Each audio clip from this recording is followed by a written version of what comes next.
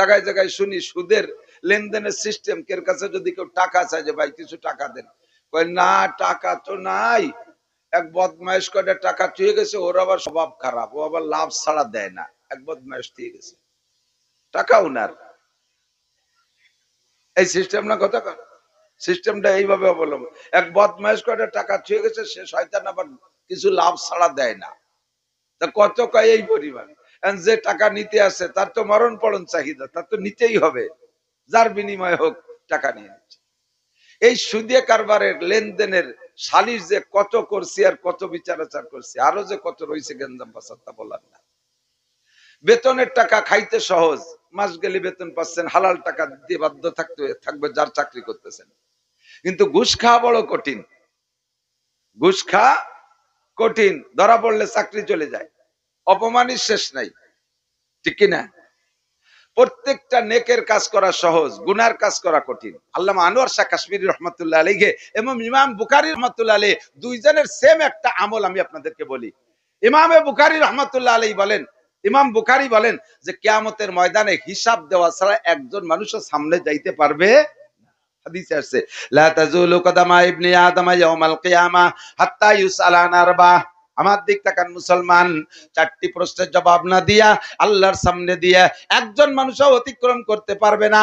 এক নম্বর প্রশ্ন হলো আন উমরিকি ফিমা আফনা, তোমার 70-80 বছরের হায়াত, এই জিন্দেগিটা কোন কাজে কতটুকু ব্যবহার করেছো, একটু বলে যাও বান্দা।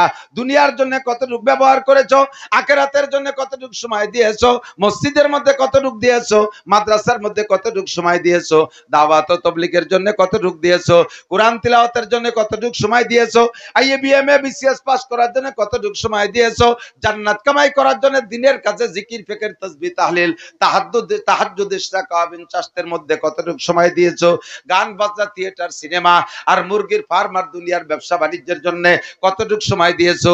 আসো আমার কাছে জবাব দিয়ে যাও, একজন মানুষও বিনা জবাবে সামনে যাইতে পারবো না। আন উমরিহি ফিমা আবনা ওয়া আন শাবাবিহি ফিমা আবলা। দুই নম্বর আপনার যৌবনকালের জবাব দেওয়া লাগবে। কথা বলেন লাগবে, লাগবে কি লাগবে না? যৌবনকালের জবাব দেয়া লাগবে।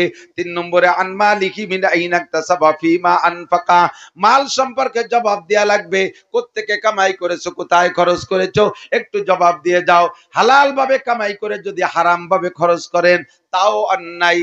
এদিক হালাল ভাবে কামাই করছেন, সারাদিন ভ্যান চালাই কামাই করছেন, একেবারে বৈধ কোনো যাত্রীর সাথে সেটারি বাটপাড়ি করেন নাই, ন্যায্য ভাড়াই আপনি কামাই করেছেন, সারাদিন ভ্যান চালাইয়া রক্ত পানি করে টাকা কামাই করেছেন, অথচ এই টাকাটা খরচ করতেছেন হারাম ভাবে। কোন সমিতির থেকে লোন আনছেন, সমিতির লোন আছে না নাই? আছে, আছে। এদের এলাকায় সমিতি আছে না? ব্যারাক, অ্যাডামস, কারিতাস, বিআরডিবি, স্বনির্ভর, জাগরণী চক্র, আশা, প্রশিকা, গ্রামীণ ব্যাংক আছে না নাই? এর সাথে এলাকার মানুষ জড়িত আছে না নাই? অবশ্যই আছে। যারা এই সুদে কারবার করতেছেন প্রত্যেক সপ্তাহে একবার তাদের কিস্তি দেওয়া লাগে কি লাগে না? নূহ নবীর কিস্তির চেয়ে বড় কিস্তি। সারা সপ্তাহ ভরে ভ্যান চালাইয়া কিষেন কামলা দিয়া কষ্ট করে রক্ত পানি করে টাকা কামাই করেছেন, চাকরি করে বৈধ টাকা কামাই করে সপ্তাহে শনিবারে যাইয়া রবিবারে যাইয়া আপনি সুদে কিস্তি পরিশোধ করতেছেন। এটা আপনি হালাল ভাবে কামাই করে হারাম ভাবে খরচ করলেন। আবার চুরি করে ডাকাতি করে সুদ খাইয়া ঘুষ খাইয়া কামাই করিয়া আপনি মসজিদেরটা বানাই দিচ্ছেন। আল্লাহ কয় তোর সুদে টাকার মসজিদের বুকা না আমি। কতক্ষণ তুমি সুদে টাকা, ঘুষে টাকা, চোরা টাকা, ডাকাতি করার টাকা দিয়া কাবা ঘরের গিলাপ বানাই দিয়েছো। আমি আল্লাহ তোমার ওই গিলাপের প্রত্যাশী না। তুমি হারাম ভাবে কামাই করে হালাল ভাবে অন্যায় ভাবে খরচ করতেছো, এটাও অন্যায়। আবার হালাল ভাবে কামাই করে হারাম জায়গা খরচ করছে, এটাও অন্যায়। মাল সম্পর্কে জবাব দিয়ে যাও, ফিমা আনফাকা। 4 নম্বরে মাযা আমিলা বিমা আলিমা, মাজা আমিলা বিমা আলিমা, জীবনে যা শিখেছো তারপর আমল করছো কতটুকু জবাব দিয়ে যাও। আমরা যা শুনবো শিখবো, এ কথার পর আমল করব। আজকে থেকে পাক্কা প্রতিজ্ঞা করব, আজকে থেকে পাক্কা প্রতিজ্ঞা, আমি কোনোদিন গীবত করব না। ইমামে বুখারী রাহমাতুল্লাহ আলাইহি বলেন কিয়ামতের ময়দানে 4 প্রশ্নের জবাব না দিয়া কেউ পার হইতে পারবে না। আমি ইমাম বুখারীকে জবাব দেয়া লাগবে। তবে আমার বিশ্বাস আল্লাহ পাক অন্য গুনায় আমাকে আটকাইতে পারলেও গীবতের গুনায় আমাকে আটকাইতে পারবে না। কত বড় চ্যালেঞ্জ আর কত বড় গ্যারান্টি! আমার জীবনে গীবতের গুনায় আমাকে আটকাইতে পারবে না, বলতে পারবো কেউ? এক একটা মাসআলার বিনিময়ে আপনি 60 বছর নফল নামাজ ও নফল রোজার নেকি পেয়ে গেছেন। শুধু শিখছেন, শুনছেন, তাতেই এই পরিমাণ নেকি পেয়ে গেছেন। আর আমল করলে আমলের নেকি আলাদা। আমল করবেন যে বিষয়টা সুন্নাত হবে, শুধু সুন্নত গুলোর পর যদি আমল করেন, তার আলোচনার মধ্যে যে সুন্নতের আলোচনা আসছে, সুন্নত গুলোর পর আমল করেন, তাহলে একটা সুন্নতের বিনিময়ে আপনি 100 শহীদের নেকি পাবেন।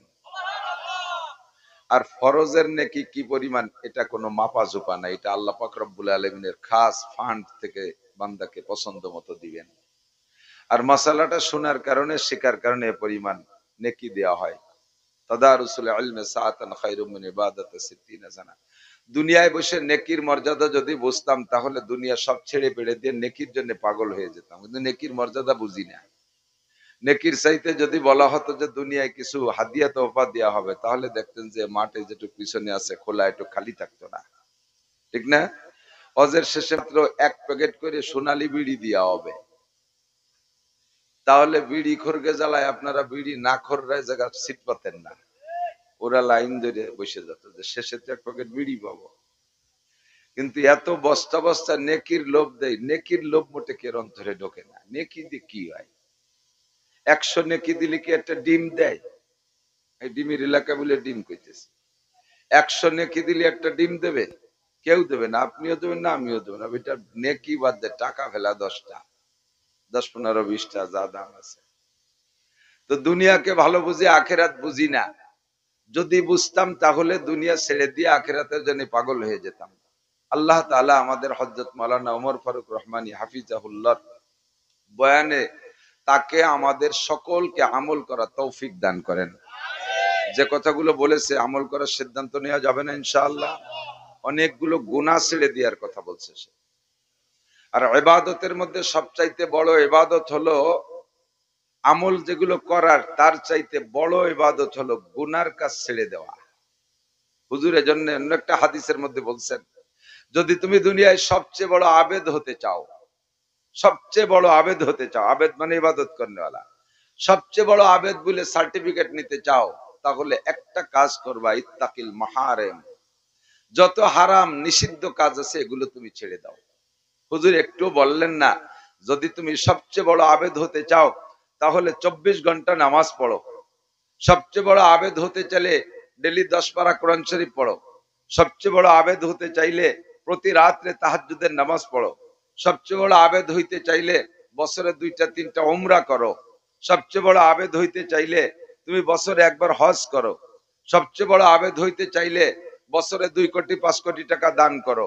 সবচেয়ে বড় আবেদ হইতে চাইলে তুমি সারা বছর তাবলীগের সময় লাগাও, চরমনায়ের ময়দানে গিয়ে পড়ে থাকো। এই কথাগুলো হুজুর বলেন নাই। সবচেয়ে বড় আবেদ হইতে চাইলে তুমি কি করো? ইত্তাকিল মাহারিমা তাকুন আবাদান নাস। সবচেয়ে বড় আবেদ যদি হতে চাও তাহলে তুমি হারাম নিষিদ্ধ কাজগুলো ছেড়ে দাও। কেন বললেন?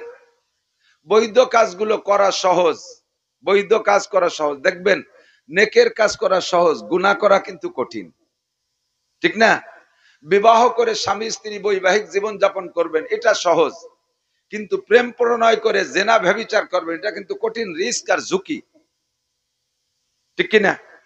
ব্যবসা বাণিজ্য করে হালাল কামাই করে খাবেন, এটা বড় সহজ। কিন্তু সুদে কারবার করা বড় কঠিন। যেই কাজটা কঠিন, ওই কঠিন কাজটাকে পরিহার করো, তাহলে তুমি সবচেয়ে বড় আবেদ হতে পারবা। তা আমাদের মাওলানা ওমর ফারুক সাহেব যে গুনার কাজের কথাগুলো বলেছেন, জুলুম করা নেকি না গুনাহ? মিথ্যে কথা বলা নেকি না গুনাহ? গীবত শিকায়ত করা নেকি না গুনাহ?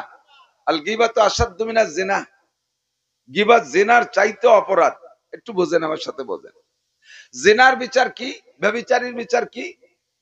যদি আযানিয়া যানিয়াতু ফাজলিদু কুল্লা ওয়াহিদিন মিনহুমা মিয়াতা জালদা। শরীয়তের বিচার বিশ্লেষণের যদি ব্যবস্থা থাকে দেশে, রাষ্ট্রীয় বিচার ব্যবস্থা যদি কোরআন সুন্নাহ অনুযায়ী হয়, তাহলে অবিবাহিত নারী আর পুরুষ যদি ব্যভিচার করে ধরা পড়ে, তাহলে তাদেরকে 100 করে চাবুক মারো। কত? 100 চাবুক মারো। আর যদি এরা দুইজন অন্যায়কারী ও অন্যায়কারিনী যদি কি হয়, আশাইকু আশাইকাতু ইজা জানায়া ফারজুমুহুমা, এরা দুইজন বিবাহিতা বিবাহিত যদি হয়, তাহলে ফাঁকা মাঠের মধ্যে রাইখা চতুর্দিক লোক গোল হয়ে দাঁড়াবে যাতে ওরা দৌড়ে সেরে যেতে না পারে। আর চতুর্পাশে পাথর স্তূপ রাখবে, মানুষে বৃষ্টির মতো পাথর মারতে মারতে ওই দুইটাকে জায়গায় শেষ করে দেবে। জিনার বিচার। তো জিনা করলে যদি এই বিচার হয়, আর গীবাত করলে যদি তার চেয়ে বড় অন্যায় হয়, তাহলে তার চেয়ে বেশি কঠিন বিচার করা উচিত। অথচ গীবাত আমাদের সমাজে গীবাতে পরিণত হয়েছে। গীবাত, আলু ভর্তার সাথে একটু ঘি মাখায় নিলি খাইতে মজা লাগে না? ঘি দিয়ে ভাত খাইতে যেমন মজা লাগে, এই জন্য বলা হয় ঘি ভাত। ঘি ভাত যেমন মজা লাগে, গীবাত ওই রকম মজা লাগে, বরঞ্চ তার চেয়ে মজা লাগে। গীবাত কি একটু বলে যাই অজের দিকে যাওয়ার আগে। আসছে যখন কই কষ্ট হচ্ছে না তো? সব জরুরি কথাগুলো শুনে নিতে হবে। গীবাত বলে, আমি মৌলানা নাসির একটা অন্যায় করেছি, সত্যি একটা অন্যায় করেছি, আপনার সামনে আমি ধরা পড়ে গেছি অন্যায় করে। দেশের আর তেমন কেউ জানে না, আমি অন্যায়টা করে নিজেই লজ্জিত। আল্লাহর কাছে রাতের বেলা আমি নামাজ পড়ে ক্ষমা চেয়ে নিছি, খাস ভাবে তওবাও করে নিছি, অথবা তওবা নাই করলাম, এটা আমার ব্যাপার। কিন্তু জানেন শুধু আপনি, আপনি আমাকে সামাজিক ভাবে লাঞ্ছিত করার জন্য, সমাজে মানুষের কাছে খাটো করার জন্য সুযোগ পাইয়া যেখানে সেখানে বলতেছেন, আরে এত বড় হুজুর যে তোমরা এক করে নারায় তাকবীর দিয়া স্টেজে উঠাও, আন্তর্জাতিক খ্যাতি সম্পন্ন বক্তা, সে এই আকাম করছে, এই আকামটা করছে, এইটা আপনি ওই মজলিসে বললেন, সত্যি আমি সেই অন্যায় করছি, আর এইটাই ও জায়গা বললেন, এর নাম গীবাত। এর নাম কি? গীবাত। আর এই গীবাত করলে কি হয়, আপনি আমার গীবাত করেছেন, যেন আমি মারা গেলাম, আর আমি মরা মানুষের গোশত আপনি খাইলেন। কোন মানুষ কি মরা মানুষের গোশত খাইতে পারবে? আল্লাহ পাক বলেন, আইয়ুহিব্বু আহাদুকুম আইয়াকুলা লাহমা আখিহি মাইতান ফাকারিহতুমুহু, তুমি তোমার মরা ভাইয়ের গোশতকে খাইতে পারবা?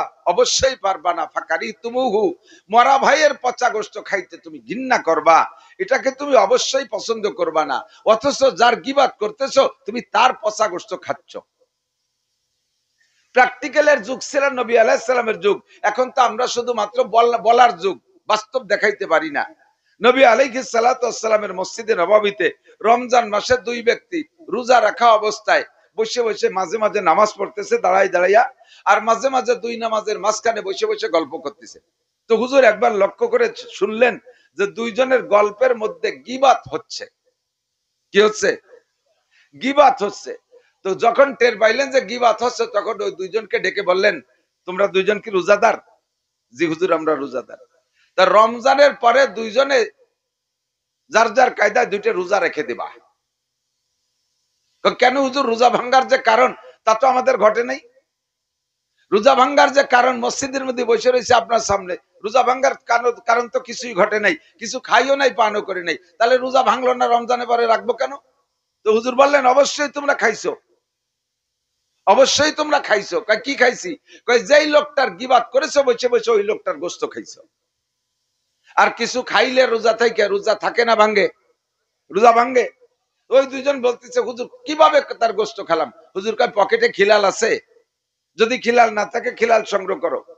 দুইজনকে যে খিলাল সংগ্রহ করে আর দাঁতের ফাঁকে খিলাল করাইছে, দেখে যে মানুষের পচা গোশত বেরোচ্ছে। প্র্যাকটিক্যালের যুগ, আল্লাহ তাআলা প্র্যাকটিক্যালে দেখাই দিয়েছে। আমরা তো সে যুগের মধ্যে পড়ি না, বিদায় বুঝি না। বলনেওয়ালাও খুশি হয় বলে, গীবাত বলতে গেলে যে বলে সেও বড় আনন্দের সাথে বলে, আর যে শোনে সে আরো তৃপ্তি সহকারে শোনে। আরো যদি বড়কের গীবাত করায় তাহলে আরো খুশির সাথে শোনে। সাধারণ পাবলিকের স্বভাব উলামায়ে কিরামকে অত্যন্ত ভালোবাসে, অথচ যদি আলেমের কোনো ভুল পায়, এইটা নিয়ে আলোচনা করতে আরো বেশি ভালোবাসে, সমালোচনা করতে।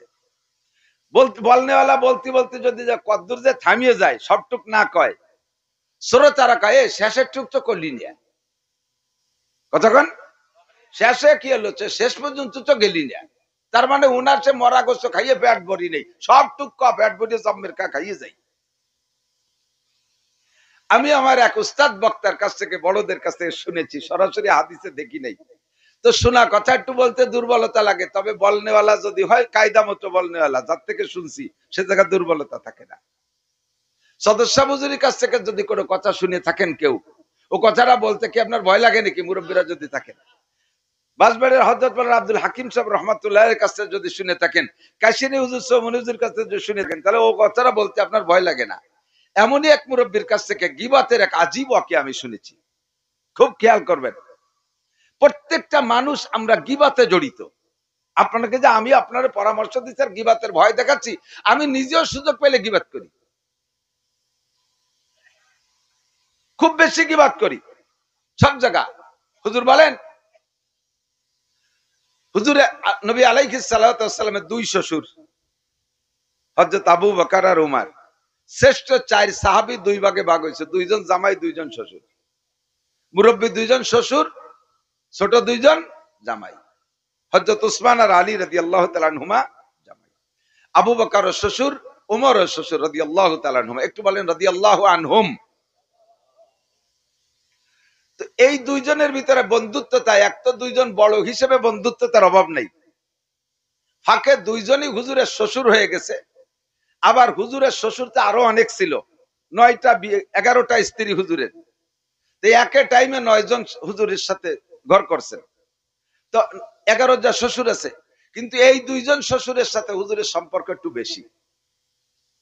আর এই দুইজনের মাইয়া একই সাথে হুজুরের সাথে ঘরে ছিলেন, হযরত হাফসা রাদিয়াল্লাহু তাআলা আনহা আর হযরত আয়েশা রাদিয়াল্লাহু তাআলা আনহা। হাফসা আর আয়েশার ভিতরে বন্ধুত্বতা বেশি ছিল। হুজুরের স্ত্রীদের ভিতরে একবার দলাদলি হয়ে গেছে, দলাদলি হয়ে গেছে। হাফসা আর আয়েশা একদিক আর বাকি 7 জন আর একদিক চলে গেছে। তো সবসময় দুইজনের সম্পর্ক ভালো, আর ওই দুইজনের আব্বাদের সম্পর্ক ভালো, এ কারণে হুজুরের সম্পর্ক ওই দুইজনের সাথে ভালো। তো একবার একদিন আয়েশা, হযরত আবু বকরই আগে আসছে, আয়েশা বলতেছে, হুজুর ওমরের সাথে তো আমার বন্ধুত্বটা এমনি বাল্য বন্ধু, এরপরে আপনার বিয়েই, আমরা দুইজনই আপনার শ্বশুর, আপনি আমাদের নবী এবং আপনি আমাদের জামাতা, আপনি আমাদের দোস্ত, আমাদের এই বন্ধুত্বটা মজবুত আর গাঢ় আর স্থায়ী করার জন্য দুইজনে বসে একটা পরামর্শ করছে, একটা সিদ্ধান্ত নিছি, আমল কি করব হুজুর? সাহাবায়ে কেরামদের স্বভাব পারিবারিক কিছু হলেও নবীর কাছ থেকে অনুমতি নিতেন। তো বলেন আবু বকর কি কয় যে, হুজুর আমি আর ভাই ওমর দুইজনে মিলে যৌথ একটা গোলাম কিনতে চাচ্ছি, আমার অর্ধেক টাকা আর ওমরের অর্ধেক টাকা। আগে মুরব্বীরা যারা ছিলেন, কৃষি খাত খামার করতেন, দুইজনে মিলে একটা গরু কিনতেন, মনে আছে নাকি? আলী গরু এদিক ছিল কিনা আমি জানি না, আমি দেখেছি। সঙ্গতি নাই, তৌফিক নাই, একটা গরু কিনে, দুইটা গরু কিনে হাল চাষ করবে তা পারে নাই, একজনের একটা আর দুইজনে মিলে আর একটা কিনে এভাবে হাল ভাগ করে ব্যবহার করতেন। তো হুজুরকে যে বলতেছে আমি আর ভাই ওমর দুইজনে মিলে একটা গোলাম কিনতে চাই, হুজুর যদি অনুমতি দিতেন, অর্ধেক টাকা আমার, অর্ধেক টাকা ভাই ওমরের। হুজুর বললেন উদ্দেশ্য কি? কয় যে আর্থিক ভাবে অর্থনৈতিক ভাবে যদি শরীক থাকি দুইজনে, তাহলে দুইজনের মধ্যে সম্পর্ক স্থায়ী হবে, ভালোবাসাটা মজবুত হবে, এমনি তো আছে আরো একটু গাঢ় হবে। তো হুজুর বললেন, হুজুর তো জানেন, হুজুরকে আল্লাহ জানাই দিচ্ছেন। হুজুর বললেন, ও আবু বকর এর মধ্যে যাইয়েন না, এই কাজের মধ্যে যান না, ভালোবাসা যতটুকু আছে, যে অবস্থা আছে ওই জায়গা থাকেন। তো আবু বকর বলছে, হুজুর যাও না কেন, একটু কেনটা বলে দিলি তাহলে যাওয়ার থেকে বিরত থাকতে সুবিধা হয়। তো হুজুর বলতেছেন, আবু বকর আপনি নরম দিলের মানুষ, আর হামু উম্মতি বি উম্মতি আবু বকর, আমার উম্মতের ভিতরে সবচাইতে বেশি রহম দিল, দিল নরম হলো আবু বকর। তো তুমি সবচেয়ে নরম দিলের মানুষ, ঠান্ডা মেজাজের মানুষ, আর আমার ওমর হলো সবচাইতে বেশি মিজাজি মানুষ। এই গোলাম কিনে দুইজনে একসাথে খেদমত করা করি নিয়ে দুইজনের ঝামেলা হতে পারে। আপনি যে টাইমে গোলামরা কাজে লাগাইতে চাবেন, ওমরও যদি সেই টাইমে চায়, আবার ওমর যে টাইমে চায় সেই টাইমে যদি আপনার একটা কাজ বেঁধে যায়, তাহলে এক গোলাম রে একে টাইমে দুইজনে কাড়াকাড়ি লেগে যাবে, ঝামেলা হবে, ওই ভালোবাসা গড়তে যায় ওরা ভেঙে নষ্ট হয়ে যাবে, এর মধ্যে যাইয়েন না। তো হযরত আবু বকর বললেন, হুজুর এই ব্যাপারে নিশ্চিত থাকেন, আমি ওই গোলাম দিয়ে জীবনেও কোনো কাজ করবে না, ও গোলাম খাবে আমার বাড়ি, কাজ করবে ওমরের বাড়ি, খাবে আমার বাড়ি, কাজ করবে ওমরের বাড়ি। আমার তো কাজের ঝামেলায় ঝামেলা, ওরে তো আমি জীবনেও কিছু করাবো না। তো হুজুর বললেন, তো এটা এটা হলে হয়, কিন্তু হুজুর শুরুতেই বললেন যে কাজের মধ্যে যাইয়েন না। পরবর্তীতে আবু বকরের মনের ভাব ব্যক্ত করার পরে হুজুর বললেন, ঠিক আছে, এটা ভালো, এটা খারাপ না, এভাবে হলি চলে। এরপরে আসছে ওমর, ওমর আইসে একই প্রস্তাব, হুজুর আমি আর ভাই আবু বকর দুইজনে মিলে একটা গোলাম কিনতে চাই। হুজুর বললেন, ওমর আপনি মেজাজি মানুষ, আমার আবু বকর নরম মেজাজের মানুষ, গোলামকে কাজে লাগানোর ব্যাপারে দুইজনের মধ্যে গ্যাঞ্জাম হবে, তখন এই ভালোবাসা আটতে যাই আর ছুটে যাবে। হযরত ওমর বললেন, হুজুর ওই ব্যাপারে নিশ্চিত থাকেন, সে ব্যাপারে নিশ্চিত থাকতে পারেন, খেদমত নিয়ে কোনোদিন গ্যাঞ্জাম হবে না। ওই গোলাম জীবন ভরে খাবে আমার বাড়ি, কাজ করবে আবু বকরের বাড়ি। ও গোলাম আমার বাড়ি কিচ্ছু করবে না, ওরে এক গ্লাস পানিও আমি এনে খাবো না, ও খাবে আমার বাড়ি, কাজ করবে আবু বকরের বাড়ি। দুইজনের মত একই রকম হয়ে গেছে। হুজুর বললেন, গ্যাঞ্জাম যে জায়গা হবে সেই জায়গায় আগের থেকে তো মীমাংসা হয়ে গেছে, ঠিক আছে দুইজন অনুমতি দিলাম, গোলাম কিনতে পারেন। দুইজনে অর্ধেক অর্ধেক টাকা দিয়া গোলাম একটা সংগ্রহ করছে, গোলাম একটা কিনছে। আবু বকর তো সব জায়গায় আগে থাকে, গোলাম কিনে আবু বকর আগে বাড়ি নিয়ে গেছে, চল গোলাম আমার বাড়িটা দেখি আয়। বাসায় নিয়ে হযরত আবু বকর গোলাম রে জনমের খাওয়ান খাওয়াইছে, ঠাইছে ঠাইছে গলা পর্যন্ত। কায়দায় কয়, তোর খাতি একটু সময় একটু বেশি লেগে যাচ্ছে, কাজ করবি কোন সময়, তাড়াতাড়ি যাও বাড়িতে কাজ করি আয়। পেট ভরিয়ে খাওয়াই দেশে, যাও ওমরের বাড়ি কাজ করে আসো। গোলাম গেছে ওমরের বাড়ি, যে দেখেছে জায়গা দস্তার খান ভরা খানা। এ গোলাম এত দেরি করে আসিস, খাবি কখন? আর আবু বকরের বাড়ি যে কাজ করবি কখন, তাড়াতাড়ি খা। কয় যে হুজুর খাতি খাতি দেরি হয়ে গেছে। কোনো মতো কার কায়দা নেই, হাত দিলে হাতে খেজুর বাঁধে। কয় তাড়াতাড়ি খা, আস্তে আস্তে খা, যেভাবে পারিস খা, খাইয়ে তাড়াতাড়ি যা। ওই ওক্তে খাইতে খাইতে খাইয়ে এই বাড়ি আসছে, এ বাড়ি যা দেশে খাওয়া পেটে তো আর খাওয়া যায় না, কিন্তু খাইতে তো হবে। এই টিপ টিপ করে খাতি খাতি দুপুর হয়ে গেছে। দুপুর পর্যন্ত খাইয়ে দেয়া গেছে, আবু বকরের বাড়ি কাজ করতে যায় সে জায়গা দুপুরে খানা রেডি। তুই এত দেরি এরিয়া আছিস, তা খাবি কন্যার ওমরের বাড়ি কাজ করবি কর? ও বাড়ি কোনো কাজ নেই, খালি কাজই খাওয়া। খা আস্তে আস্তে খা। খাতি খাতি লম্বা সময় চলে গেছে, খাইয়ে এবার ওমরের বাড়ি গেছে, সে বাড়িও তো দুপুরে খানা পাওনা রয়েছে। এক অক্তে আর এক পর্যন্ত এক বাড়ি খায়, ও বাড়িতে আর এক বাড়ি যে আর এক অক্ত পর্যন্ত খায়। এই কিছুদিন খাতি খাতি মরা দানে পানি বালি বারা যখন হুলি ওঠে, দম করে সে গোলাম কায়দা মতো মোটা হয়ে গেছে, কোনো কাজই নাই। গোলাম এখন খাইতে খাইতে এমন মোটা হয়েছে, তার জীবনের উপরে সে ভয় পাচ্ছে। যাইয়া হুজুরকে বলতেছে, হুজুর আমার এই দুই মালিকরে বলেন, ওই আমার এদের একটু কাজ করাক, নালি বেশি ফেলাক, নাহলে তুমি বাঁচবো না বেশি দিন, হেঁটে যেতে পারি যে করে। ওই কাজ করাক, শুকোই যাই, নালি আমার বেশি ফেলাক। এর দুইজনের ভাব ভালো না, মানে মারার জন্য চেষ্টা হচ্ছে।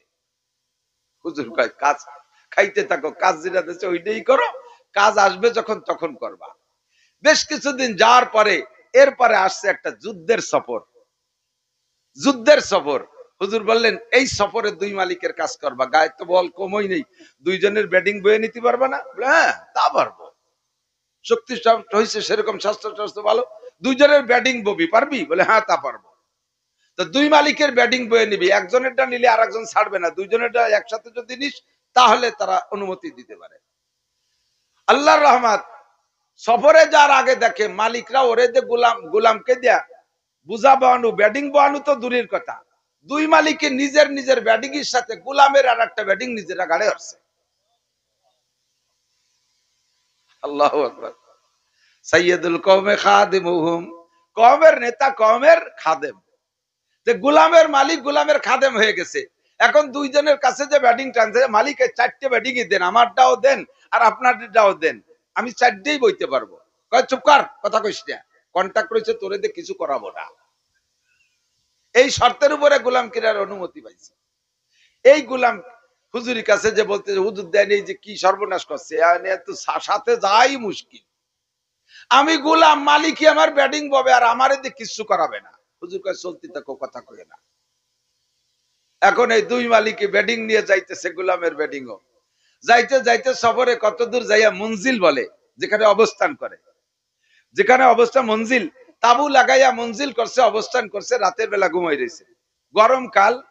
হুজুর সফরে পুরো সব সাথীদের হিসাব নিকাশের ক্যাশিয়ার জিম্মাদার বানাইছে আবু বকর আর উমারকে, আর উনাদেরকে বলে দিছে সফরে যা খরচ হয় কোনো জায়গায় যে মঞ্জিল করলে পুরো সফরে হিসাব নিকাশ আপনারা খাতায় লিখবেন, রাত্রে সুন্দর করে ফ্রেশ করবেন, যাতে কোনো সাথীর কোনো অভিযোগ না থাকে।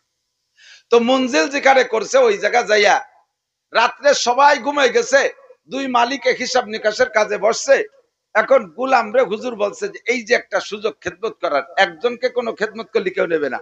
গরমকাল তুই একটা পাখা নিয়ে যাই দুইজনের যৌথ বাতাস দিবি, পারবি? বলে হ্যাঁ তা পারবো। তো গোলাম পাখা একটা নিয়ে যাইয়া দুই মালিক এক জায়গা বসা বাতাস দিচ্ছে, যেহেতু দুইজনের গায়ে লাগতেছে, গরমের মধ্যে একটু ভালো লাগতেছে বাতাস খাইয়া, এই জন্য আজকে আর ঠেকাই নেই, দে বাতাস দে। তো মোটা মানুষের ঘুম বেশি, মোটা মানুষ ঘুম বেশি, ও কিছুক্ষণ বাতাস দেওয়ার পরে ওর ঘুম এসে গেছে, ঘুম এসে গেছে, তো পাখাটা থুইও আনাসে ঘুমাই গেছে। আবু বকর আর উমর দুইজন সফরের সব হিসাব নিকাশ কমপ্লিট করতে গভীর রাত হয়ে গেছে, তাহাজ্জুদের রক্ত আইসা গেছে, সবাই ঘুমিয়ে আছে। দুইজন চিন্তা করলেন এখন যদি শুই আর ঘুমাইয়া যাই, ঘুমের থেকে উঠে তাহাজ্জুদ পড়তে কষ্ট হবে, একবারেই ফজরের নামাজ পড়ে ঘুমাবো। দুইজন এবার দাঁড়িয়ে দাঁড়িয়ে তাহাজ্জুদের নামাজ পড়লেন। নামাজ কালাম শেষ কইরা, দোয়া মুনাজাত শেষ কইরা, 13-12 তসবিহ পালন কইরা, এরপরও ফজরের আগে একটু সময় আছে, এই সময় দুই দোস্ত বসে বসে একটু খোশ গল্প করতেছে। এখন আর করতে ভালো লাগতেছে না, ইবাদত বন্দেগী যথেষ্ট করছে, কাজ কাম সব শেষ হয়ে গেছে, এই টাইমটা কি করবে, বসে বসে একটু খোশ গল্পে বসছে। এই খোশ গল্পের ভিতরে হযরত ওমর বলতেছে, গুলাম তো ভাষা শোয়া, দুইজনের ইবাদত বন্দেগীতেও গোলামরা সজাগ করতে পারে নাই, দুইজনের জিকিরেও গোলামরা সজাগ করতে পারে নাই, গোলাম ঘুমাই আছে, নাক ডেকে ঘুমায়। হযরত ওমর বলতেছে, ভাই আবু বকর, আমাদের গোলামটা একটু অলস, গোলামটা একটু ঢিলিয়া, গোলামটা অলস ঢিলিয়া। আবু বকর জিজ্ঞাসা করে নাই অলসের কি করলো, ঢিলেমির কি করলো। ওমরই বলতেছে, তারাই যে কোনো কাজ কাম করাই না, কায়দা মতো দুই বাড়ি খাইয়ে অল্প দিনই মাইতিয়ে গেছে, কি মাথা, রাত্রি একটু বাতাস দিতে এসে তারপরে একটু পরে সে শুয়ে পড়ছে, শেষ রাত্রি উঠিয়ে 6 রাকাত তাহাজ্জুদ 8 রাকাত তাহাজ্জুদ পড়ে একটু আল্লাহ বিল্লাহ তো করতে পারে। কথাগুলো কিন্তু গোলামের জন্যই বলছে, সে উঠে তাহাজ্জুদ পড়ে একটু জিকির করতে পারে, তা না করে ঘুমিয়ে রয়েছে গোলামটা একটু ঢিলিয়া। আবু বকর শুধু শুনছেন, হা বা না, সপক্ষে বিপক্ষে কোনো কথা বলে নাই, চুপ করে শুধু শুনছে। শোনাশুনি শেষ, বলা বলি শেষ, ফজরের রক্ত হয়েছে, বিলাল আজান দিচ্ছেন রাদিয়াল্লাহু তাআলা আনহু, ফজরের নামাজ ওখানে জামাতে হয়েছে। এরপরে নামাজ পড়িয়া কিছুক্ষণ ইস্তেরাহাতের পরে ইশরাকের রক্ত হলে ইশরাক পড়িয়া এরপরে ওখানে নাস্তা পানি খেয়ে ওখান থেকে বেরিয়ে প্রস্থান করবে। তো যখন নাস্তার সময় আসছে, এই সময় সবাই তো গলি দিয়ে বসছে, হুজুর গোলামরে বললেন, গোলাম এই সফরে তুমি খেদমতের কাজটা করবা, খানা পরিবেশনটা তুমি করবা, তোমার দুই মালিক তোমারে খেদমত করে, কোনোদিনও তোমার থেকে খেদমত নেয় না, যৌথভাবে সকলে সমষ্টি খেদমত করলে হয়তো সেই সুবাদে তোমার একটু পরিশোধ হতে পারে, কাজেই খানাটা তুমি পরিবেশন করো। সবাই রে বসাই দিয়ে হুজুর বললেন, গোলাম খাবার দাও, আগে রুটি দিয়ে আসো। সবার ভিতরে রুটি বিতরণ করছে, আবু বকর ওমরকে রুটি দিছে। এবার যখন গোশত বিতরণের সময় গোলাম রে কানে কানে বলে দিছে, সবাই রে গোশত দিবি, আবু বকর আর ওমর রে গোশত দিবি না, এই দুইজনে গোশত দিবি না।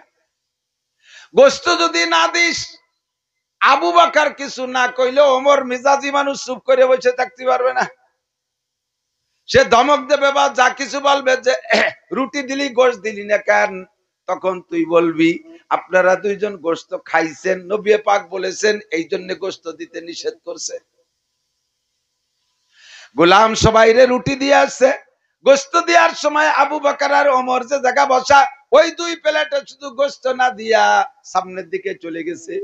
আবু বকর মুস্কি মুস্কি হাসে, মনে মনে কয়, মুখেও কয় না, ও গোলাম কয় বছর বইরে আমার বাড়ি জম্মের খালি, আজকে কোনোদিন তোরে যে কোনো কাজ করাইলাম না, আজকে একটু খেদমত করতে আইসে রুটি দিস গোশত দিতে ভুলে যাস। মনে মনে কয়, মুখে বলে নাই। ওমর মিজাজি মানুষ সহ্য করতে পারে নাই, ওমর ধমক দেয়া বলে, হ্যাঁ গোলাম চোখকে কানা হয়ে গেছে নাকি, রুটি দেওয়ার সময় রুটি দিলি, গোশত দেওয়ার সময় গোশত দিস না কেন, গোশত কি জন্য দিলি না, আমাকে বাড়ি কি গোশত তুই কম খাইছিস যে গোশত দিলি না। গোলাম কা হযরত রাগ করবেন না, সবই ওই জায়গার ফরমান, আদেশ আসছে ওখান থেকে আপনাদের দুইজনকে গোশত দিতে নিষেধ করা হয়েছে। কেন, আপনারা দুইজন গোশত খাইছেন। গোলাম হযরত ওমর বলে, কখন গোশত খেলাম, তুই দি ঘুমাইছিলি, তুই দেখলি কি এরিয়া, তা তো আমি জানি না, নবী কইলেন আপনারা গোশত খাইছেন। আবু বকর আর ওমর দুইজন চলে গেছে নবী পাকের কাছে। ওগো আল্লাহর নবী, আপনি না কি বলছেন আমরা দুইজন গোশত খেয়েছি? কখন গোশত খাইলাম? রাতের বেলা তো কখনো গোশত খাইনি। হুজুর আমাদেরকে গোলামকে খেদমতের ভিতরে নিষেধ করেছেন গোশত দিতে, আমরা নাকি গোশত খাইছি বলে। আল্লাহে মা কালনা লাহমান, আমরা অর্ধ রজনীতে এক টুকরা গোশত খাই নেই। রাতের খানা তো যা খাইছি সবার সাথে খাইছি, এরপরে আর গোশত খাই নেই।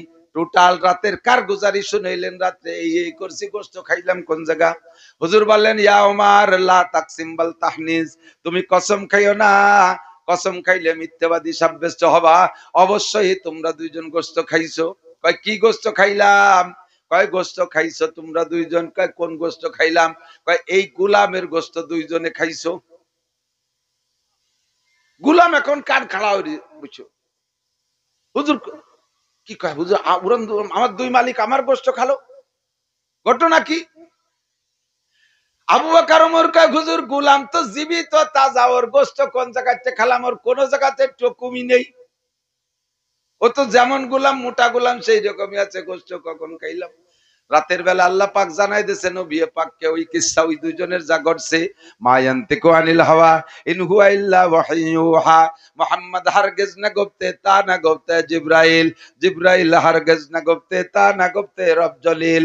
যতক্ষণ আল্লাহর পক্ষ থেকে জিবরাইল নবীকে শিখাই না দেয়, নবী কোনো কথাই বলতে পারেন না। রাতের বেলা জিবরাইল এসে জানাই দিয়ে গেছে, ঘটনাই ঘটছে। এবার হুজুর বললেন, রাতের বেলা গোশত খাইছেন, আপনারা কি রাতের বেলা কাহারও গীবত করছেন নাকি দেখেন? এবার দুইজন ঘামিয়ে গেছে, সবাই খায়, আপাত মস্তক দুইজন ঘামিয়ে গেছে, খাওয়া দাওয়া শেষ। কার গীবত করলাম, কখন করলাম? আবু বকর সারা রাতের কারগুজারি শুনাইলেন, তার ভিতরে পাওয়া যায় নাই। এবার ওমরের কারগুজারি শুনাইতে শুনাইতে লাস্টে এসে কয়, হুজুর আমি এতটুক কথা বলেছি। হুজুর কয় এইটুকি সর্বনাশ করছে, এইটুক গোলামের গীবত হয়ে গেছে। আবু বকর কয়, হুজুর আমি, ওমর বলছে আমি তো বলি নাই, গোশত কিভাবে খাইলাম? হুজুর বললেন, বিশ্বাস না হয় হলকমের মধ্যে আঙ্গুল ঢুকাই দিয়ে বমি করো। সামনে প্লেট দিয়েছে, দুইজন হলকমের মধ্যে গলার মধ্যে আঙ্গুল ঢুকাই দিয়ে বমি করছে, দর দর করে গোশত বেরোইছে। দুইজন পাগল হয়ে গেছে, হয়রান হয়ে গেছে, হুজুর এই গোশত কিভাবে ঢুকলো পেটে? হুজুর বলেন, আমার আল্লাহ পাক মিথ্যে কথা বলেন না। ইয়া আইয়ুহাল্লাযীনা আমানু ইজতানিবু কাসীরাম মিনাদ-দান, হে ঈমানদাররা তোমরা মানুষের প্রতি কুধারণা করা থেকে নিজেকে নিচে বাঁচাও। অন্যের প্রতি কুধারণা করবা না, দেখেই মানুষের উপরে কোনো কুধারণা করবা না। ইন্না বাদাদ-দান্নি ইসমুন, কোন খেয়াল করেন, কোন কুধারণা গুনার দিকে নিয়ে যায়। আপনি মনে করছেন একজনকে দেখে, আসলে বাস্তবে সে ঘটে নাই। একেবারে একটা বাস্তব ওকে শুনেই, কিসসা শেষ করার আগে একটা বাস্তব কথা শুনেই। আমার পরিবারের সদস্য, বাচ্চারা যখন ছোট ছিল, ওর মা সাংসারিক ছোট মোটো বাচ্চা কাচ্চা নিয়ে মাসে বা 2 মাস 6 মাস পর বাপের বাড়ি যাইতে সুযোগ পায় না। আর আমিও ব্যস্ত মানুষ, আমিও নিয়ে যেতে সুযোগ পাই না। আমার মাহফিলের সিজন শেষ হইলে ছেলে মেয়ে সবগুলোকে নিয়ে 1 সপ্তাহ বেড়ানোর ছুটি দেই, যাও বেড়ায় আসবে বাপের বাড়ি।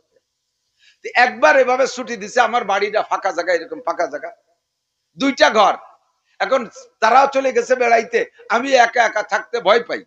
এই জন্য পাশে আমার স্বাস্থ্য ভাই 2টা ছেলেরে বললাম, তোরা 2 ভাই একটু আমার বাড়ি পাহাড়ে দিই। ওই স্বাস্থ্য ভাইদের সাথে আবার পারিবারিক ভাবে আমার একটু মনোকষা, একটু দ্বন্দ্ব আছে, মুরব্বীদের সাথে, ছেলে পেলেকের সাথে না। তো মুরব্বীদের সাথে যা থাকুক, ছেলেকে যা বলি তা তারা শোনে। ওরা দুইজন এসে আমার ঘরে রয়েছে, ওরা এক ঘরে থাকে, আমি আর এক ঘরে থাকি। ওরা 1 সপ্তাহ থাকার পরে আমার পরিবার আসছে বাড়ি, আসার পরে এরা চলে গেছে। এখন আমার ওয়াইফ বাড়ি আইসা ঘরের ভিতরে ঝাড়ু দিছে, পাকা ঘর, সারা ঘর সিঁদুরে লাল লাল। সিঁদুর আছে না, সিন্দুর, হিন্দুরা সিন্দুর নেয়, লাল, সারা ঘর সিন্দুরে লাল। এই লাল যখন সারা ঘর, যত ঝাড়ু দেয় তত বাড়ে, যত পানি দেয় তত বাড়ে। বয়তে আমাদের কাম সারা। আমার পেট খারাপ, তার পেট খারাপ, ছেলে মেয়ের পাতলা পায়খানা শুরু হয়ে গেছে। চিন্তায় পড়ে গেলাম, ঘটনা কি? ওরা দুইজনকে 1 সপ্তাহ থাকিয়ে বাড়ি করে তদবির তালাবি করে তুই গেল, তাকে সাথে দ্বন্দ্ব আছে, করতেও পারে। গেলাম কয় কবিরাজের কাছে, কবিরাজরা তাজা তাজা কথা কয়, হ্যাঁ দুটো ছেলে এরকম এক সপ্তাহ আপনার ঘরে ছিল, তারা শ্মশানেতে এনেছে আর সিন্দুর ভরিয়ে নিয়ে ঘরে এইভাবে সব জায়গায় ছড়াই দিয়ে গেছে। আপনাকে হায়াত আর দিন তিনি আছেন, 3 দিন পরে আপনার মারা যাবে। 3 দিনের মধ্যে তদবির তালাবিতে ফিরেন দরকার না, ফিরেন দেওয়ার বয়স নাই। কিভাবে গনে গনে মিলে যাচ্ছে কথায় কথায়। আমি তো তাদের প্রতি কুদাহরণ আগের তা করিয়েই বসে রয়েছি, ওরা এই কাম করছে। আবার কবিরাজও কয় এই মরবো আর 3 দিন আছে মরার বাকি, মরার আগে ঘর বাড়ি একটু সাফ করে ধুয়ে যাচ্ছে, এর মধ্যে যে মাছ আছে ইন্দুর মরা গন্ধ আসতেছে। তাহলে ইন্দুরও কি আমাকে সাথে মরলো নাকি? এই মরা ইন্দুর তালাশ করতে যে দেখি মাছার উপরে যে ধান ছোয়া গুলা ছিল, ধান শেষ হয়ে গেছে, গুলা রয়েছে ওর ভিতরে। তো ওই গুলার ভিতরে থেকে মাছার নিচে ওই জায়গা সিন্দুর, সিন্দুর করতে আমার ঘরের স্কাটিং এ যে রং দিছিলাম, ওই রঙের শেষে একটু রং ছিল, ওই মাছার উপরে ওই গুলার মধ্যে ফেলাই চুইছি, ধান খালি হয়ে গেছে গুলার মধ্যে। ইন্দুরি সেই টুল্লারে কাইটে হুটইরে মাছার নিচে যে নিচে ফেলাইছে, ওই জায়গা ঝাড়ু দিয়ে ভরে ঘর ভরে সরাইছে। আর আমরা কল্পনা করতেছি ওরা দুজন তাবিজ করে দিয়ে গেছে। যদি এই টুল্লা না পাইতাম তাহলে এই ধারণাটা তাদের দিকে যা করছে সম্পূর্ণ গুনাহ কিনা কথা বলেন। মরিও যদি যাতাম এই কলেরা ওই মরি টুরে মরতাম ওদের প্রতি কুধারণা করতে করতে, অথচ তারা দুজন আমার খেদমত করে গেছে, এক সপ্তাহ কোনো ক্ষতি করে নাই। এই জন্য আল্লাহ বলেন ইন্না বাদাজ্জান্নি ইসমুন, কিছু কিছু ধারণা আছে গুনার দিকে টেনে নেয়। ওয়ালা ইয়াগতাব বাদুকুম বাদা, তোমরা একে অপরের গীবাত করো না। আইয়ুহিব্বু আহাদুকুম আইয়াকুলা লাহমা আখিহি মাইতান, তুমি কি তোমার মরা ভাইয়ের গোশত খাওয়া পছন্দ করো? ফাকারি তুমুহু, অবশ্যই তুমি তা পছন্দ করো, অথচ তুমি যে ভাইয়ের গীবাত করতেছো তুমি তার পচা গোশত খাইতেছো। আবু বকর ওমর, আল্লাহ পাক মিথ্যা কথা বলে না। তুমি গলার মধ্যে আঙ্গুল দিয়ে বমি করো, দুইজনকে দিয়ে বমি করাইছে, দুইজনের মুখ থেকে এই গোশত বের হইছে, দুইজন কানতে কানতে পাগল হয়ে গেছে। ইষ্ট করার মতো নরম দিল মানুষ কি করে যায় হুজুর, তাহলে বাঁচার উপায় কি? গুলাম চোখে দেখতেছে। হুজুর বললেন तुम आज ही ले मुझसे इंतकाम, बरोज़े क़यामत न रखे ये काम, खुदा पास मुझको रदालत ना हो, बरोज़े क़यामत खजालत ना हो। ও ওমর আবু বকর, আমার সাথে জান্নাতে প্রথম যে 10 জন মানুষ প্রবেশ করবে তার ভিতরে 1 নম্বর তুমি আবু বকর, 2 নম্বর তুমি ওমর। এই দুইজনকে জান্নাত থেকে জান্নাতে যাওয়া থেকে ঠেকানোর মতো আপাতত আমার চোখে কিছুই দেখতেছি না। একমাত্র যদি জান্নাত থেকে ঠেকায় তাহলে এই গোলাম তোমাদেরকে ঠেকাবে। যতক্ষণ পর্যন্ত গোলাম তোমাদেরকে ক্ষমা না করবে অতক্ষণ পর্যন্ত জান্নাতে যাইতে পারবা না। কাজে হাসরের মাঠে যাইয়া তোমরা দুইজন দেরি করবা, আর আমি তোমাদের দুইজনকে রেখে বাকি 8 জনকে নিয়ে জান্নাতে যাব, তা তো যাব না। তোমাদেরকে নিয়ে জান্নাতে যাইতে আমার দেরি হয়ে যাবে, এই গোলাম তোমাদের বাধা হবে। কাজেই প্রতিশোধ যা দেয়া নেওয়া দরকার দুনিয়ার থেকে শেষ করো, হাসরের মাঠের জন্য এগুলো বাকি রাখবা না। আবু বকর কয় হুজুর তাহলে সমাধান কি হবে? কয় দুইজনে গোলামের কাছে মাপ চাও। গোলামের কাছে আমি খেয়াল করেন, গোলামের কাছে মাপ চাও। গোলামের কাছে মাপ চাওয়ার মানে জানেন? আপনার বাড়ির গরুটা রাগ করে দুটো বাড়ি বেশি দিয়েছেন গরুরে, এই গরু যে পরিমাণ অন্যায় করছে তার চাইতে সে পরিমাণ হিসেবে কিছু মাইর পাইছে, তো যে পরিমাণ পিটেনের দরকার তাই সে 2 পিটেন বেশি দিয়ে ফেলাইছেন, অন্যায় করছেন। এখন গরুর পায়ে ধরে মাপ চাতে হবে, এটা যেমন ওই গোলামের পায়ে ধরে মাপ চাও তেমন। এখন 2 বড় মুরব্বী একে অপরের দিকে তাকায় আর কয় এই গোলাম কিন্তু হুজুর শুরুতে নিষেধ করছিল, তাই কিনে আজকে একদিন খাওয়া দেয় তার কাছে মাপও চাতে হবে। আল্লাহ নবী যে অ্যাডভান্স নিষেধ করেছিলেন ওই নিষেধের পর আমল করাই উচিত ছিল, কথা কোন ঠিক কিনা? যা করার করে ফেলাইছি, এখন গোলাম ক্ষমা না করলে বেচতে যাওয়া যাবে না, সামনের পর হুজুর বুঝাই দিচ্ছে। এখন 2 মুরব্বী গোলামের হাত ধরছে, গোলাম তুমি মাফ করে দাও। গোলাম এবার সুযোগ পাইয়া বেকা হয়ে বসে, কয় না ক্ষমা করা হবে না।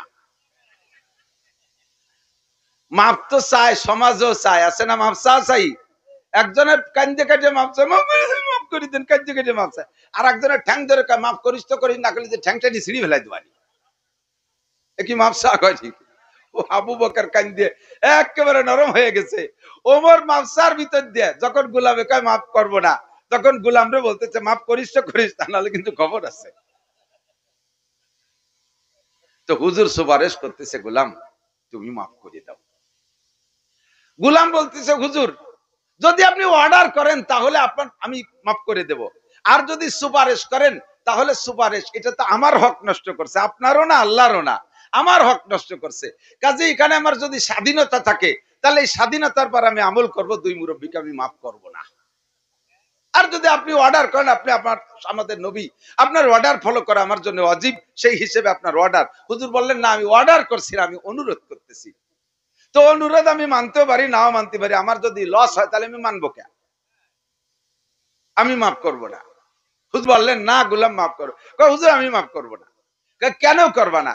না মাফ করবো না একেবারে তা না, আজ 2 বছর তার বাড়ি খাইয়ে এরকম মাইতে গেলাম, এত কোনো কাজ করাইলো না, এত খেদমত করলো, আর আজকে বিপদে পড়ে গেছে, মাফ করবো এটা হবে না, তার এটা হবে না, মাফ ঠিক করবো, তবে আপনার সামনে একটা কন্টাক্ট হয়ে যাক। কি কন্টাক্ট? যে আপনার মুখে শুনছি 10 জন মানুষ দুনিয়ার থেকে জান্নাতের সার্টিফিকেট পাইছে, তার ভিতরে আমার এই 2 মালিক। আমার মতো লক্ষ গোলাম ওই 2 জনের জান্নাতে ঠেকাই রাখতে পারবে না, আল্লাহ তাদের ভেস্তে দেবেই দেবে। আমার সাথে কন্টাক্ট হবে। যদি আমি শুধু তাদের বাধা হই তাহলে আমার সাথে কন্টাক্ট হবে। উন্ডা 2 জন ভেস্তে যাওয়ার সময় 2 জন আমার হাত ধরে নিয়ে যাবে, যদি তাই রাজি হয় তাহলে মাফ করবো, নালি করবো না। 2 জন হুজুরের দিকে তাকায়, কয় হুজুর গোলাম কি কয়? হুজুর কয় যা কয় মানিয়ে নাও মিয়া, যা কয় মানিয়ে নাও, ওই এক গোলাম ছাড়া তোমাদের ভেস্তে ঠেকানোর কেউ নাই। अल्लाह अकबर। तुम आज हिले मुझसे इंतकाम, बरोजे कियामत ना रखे ये काम। বড়দের এই কিস্সাগুলো বলি, গীবাত কতটুকু বলেন তো? গোলামটা একটু ঢিলে, কি কইছে? গোলামটা একটু ঢিলে। আপনি আপনার বাড়ির গাইডারে কইতে পারেন না গাইডা একটু সুখসুরা খাতি চায় না, বলতে পারেন না? আপনার হালি গরুটায় চাষ করেন একটু গড়িয়ে, তাকে আপনি বলতে পারেন এই গরুটা গড়িয়ে গরু, এই গরুটারে গড়িয়ে কয় এ যদি গীবাত হয়, গোলামটারে ঢিলে কও গীবাত। গোলামটারে ঢিলে কওয়া যদি গীবাত হয়, এই গরুটা গড়িয়ে গরু তা কও গীবাত। কিন্তু গরুর সাথে তো আপনার লেনদেন নাই, কাজে এ জায়গা গুনাহ হবে না। কিন্তু মানুষ মানুষের সাথে আমলের লেনদেন আছে, যার কারণে আপনি তার সম্পর্কে একটুক বলছেন একটুক। আর আমরা বলতে যে 14 গোষ্ঠী উদ্ধারের দেই, নিজামউদ্দিন হুজুর এই হরছে ওই হরছে তাই হরছে, তার ছেলে হুজুর মোহতামেম এই হরছে তাই হরছে, এরপরে সাইকুল হাদিস সাহেব এই করছে, ওই মামুন সাহেব এই করছে, সরমুনার পীর সাহেব এই করছে, আহমদ শফি সাহেব এই করছে। যারা বলে তারা কি সাধ্য তেতলিরাটি? হ্যাঁ, নিজের ভাষায় 3 জুড়ি মাখানো রয়েছে, তুমি আবার আর একজনের ভাষা শুয়ে বেড়াও। প্রত্যেকটা মানুষের স্বভাব হলো হামাকাসে আকলে খুতবা কামাল নুবায়াত ও ফরজন্দে খুতবা জামাল। প্রত্যেকটা মানুষের স্বভাব নিজের বিবেককে পরিপূর্ণ মনে হয়, নিজের স্বভাবকে পরিচ্ছন্ন মনে হয়, নিজের আমল আকলাক চাল চলনকে পরিপূর্ণ ভালো মনে হয়, আর আরেকজনেরটার মধ্যে খালি খুব দোষ দেখে। দোয়া কবুল না হওয়ার 5টা কারণ আমি বলে থাকি। হযরত ইব্রাহিম ইবনে আদহাম রাহমাতুল্লাহ আলাইহি বলেন, মানুষে আল্লাহর কাছে দোয়া করে, দোয়া কবুল হয় না বলে মনে হয়। এই দোয়া কবুল না হওয়ার 5 কারণ, তার ভিতরে পঞ্চম কারণ, খেয়াল করেন পঞ্চমটা বলছি, 5 কারণের পঞ্চম কারণ, যে কারণে আপনার দোয়া সবে বরাতেও কবুল হয় না, সবে কদরে কবুল হয় না, কাবা ঘরের মধ্যে দোয়া করলে কবুল হয় না, আপনি হজে যাইয়া কাবার গিলাফ ধরে কাঁদলেও দোয়া কবুল হবে না। 5 কারণের পঞ্চম নম্বর কারণ হলো तुम अपने आइब की तरफ नजर नहीं करते हो, दूसरे के आइब ढूंढते हो। প্রত্যেকটা মানুষ যার স্বভাব হবে যে নিজের দোষের দিকে তাকায় না, আর একজনের দোষ খুব দেখে। কতক্ষণ ও কি ও 3 সিল্লে দেশে, ওর মধ্যে সিল্লের কি ইস্যুডুহি নেই, অথচ উনি নামাজ পড়ে না। আমরা নামাজ না পড়লেও হুজুর গেছে ভালো আছি, আমরা এমন কি করছি আল্লাহ বেহেশতে না দিয়ে পারবে না? হুজুররা কলি হয়ে গেল নাকি? কি বা অন্যায় করছি? হয়তো একটু সুদিয়া কারবার করি, সর্বোচ্চ নামাজ যাই না পড়ি না, বেশির বেশি একটু ঘুষ খাই, আর সুযোগ পাইলে একটু জেনা করি, আর মাসে না 2 থেকে 5 দিন মদ খাই, তার চেয়ে বেশি তোর খাই না। আর রোজা না, এইবারই রোজা ডিনাই রাখতে পারলাম না। উনি কি বা করছে চিন্তা করতে পারেন? বাদ আছে তোমার কি? মদ খাও, গাঁজা খাও, হেবা খাও, সুদ খাও, ঘুষ খাও, চুরি করো, ডাকাতি করো, লুচ্চবি করো, সারাটা গা তোমার গুনার ভিতরে হাবুডুবু খাচ্ছে, আর তুমি নিজের দোষ তালাশ করে পাও না, আর একজনের একটুক পাইলি তাই নিয়ে সেদরাতি তালে থাও। এর থেকে জবানটারে কন্ট্রোল করেন। আমি আপনাদেরকে উন্মুক্ত পরিবেশে অনুমতি দিচ্ছি, মাঝে মাঝে আইসে গেলে এই আলোচনা আমি বলে থাকি। আপনারা যারা আমার সামনে আছেন, মোহাব্বত করেন, ভালোবাসেন, আমি দেশি মানুষ হলেও আমার বয়ান আপনারা শোনেন, আপনারা ভালোবাসেন, এই ভালোবাসার খাতিরে আপনাদেরকে একটা অনুমতি দিচ্ছি, আমি মাওলানা নাসিরের যদি কোনো দোষ আপনার জানা থাকে এইটা একটু আমার আড়ালে বলা বলি করবেন, এর নাম গীবত। আমার যদি কোনো দোষ জানা থাকে এটা একটু গীবত করবেন, করবেন তো ইনশাআল্লাহ? তাহলে কথা কয় না, কে করবেন না? আমি তো অনুমতি দিছি, করিয়েন একটু করিয়েন। আমি অনুমতি দিছি এজন্য যে আমার সহজে একটা ইনকাম আছে, এ জায়গা সহজে একটা ইনকাম আছে। আমি যে গুনাহটা করেছি, যে অন্যায়ের কারণে আপনি আজকে আমার গীবত করতেছেন, আমি সেই অন্যায় কারণে আমার যে একটা গুনাহ হয়েছে, আমার আড়ালে বলার সাথে সাথে ওই গুনাহটা আপনার আমলনামায় চলে যাবে, ও জায়গা থেকে কিছু নেকি এসে আমার শূন্য স্থান পূর্ণ হয়ে যাবে।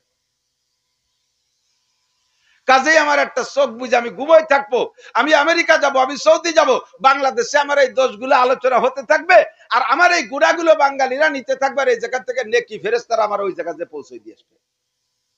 আপনারা যেহেতু আমার ভালোবাসেন, আমার এই উপকারটা করেন, আমার গীবত করেন, কিন্তু এই গীবতটা, এই উপকারটা আমার করবেন না। করবেন কার? যে আপনার চরম শত্রু, তারে সেই উপকারটা করতেছেন।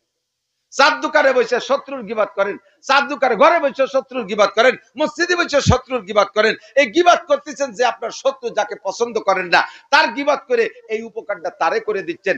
আপনার নাকি তার আমলনামায় চলে যাচ্ছে, আর তার গুনাহ আপনার আমলনামায় চলে আসতেছে, অনায়াসে আপনি টের পাচ্ছেন না। দেখেন কই যে আমরা তো দেখি না, আপনার সবটা দেখা লাগবে না, দুনিয়া এখন বাস্তবে চলে আসছে সবকিছু।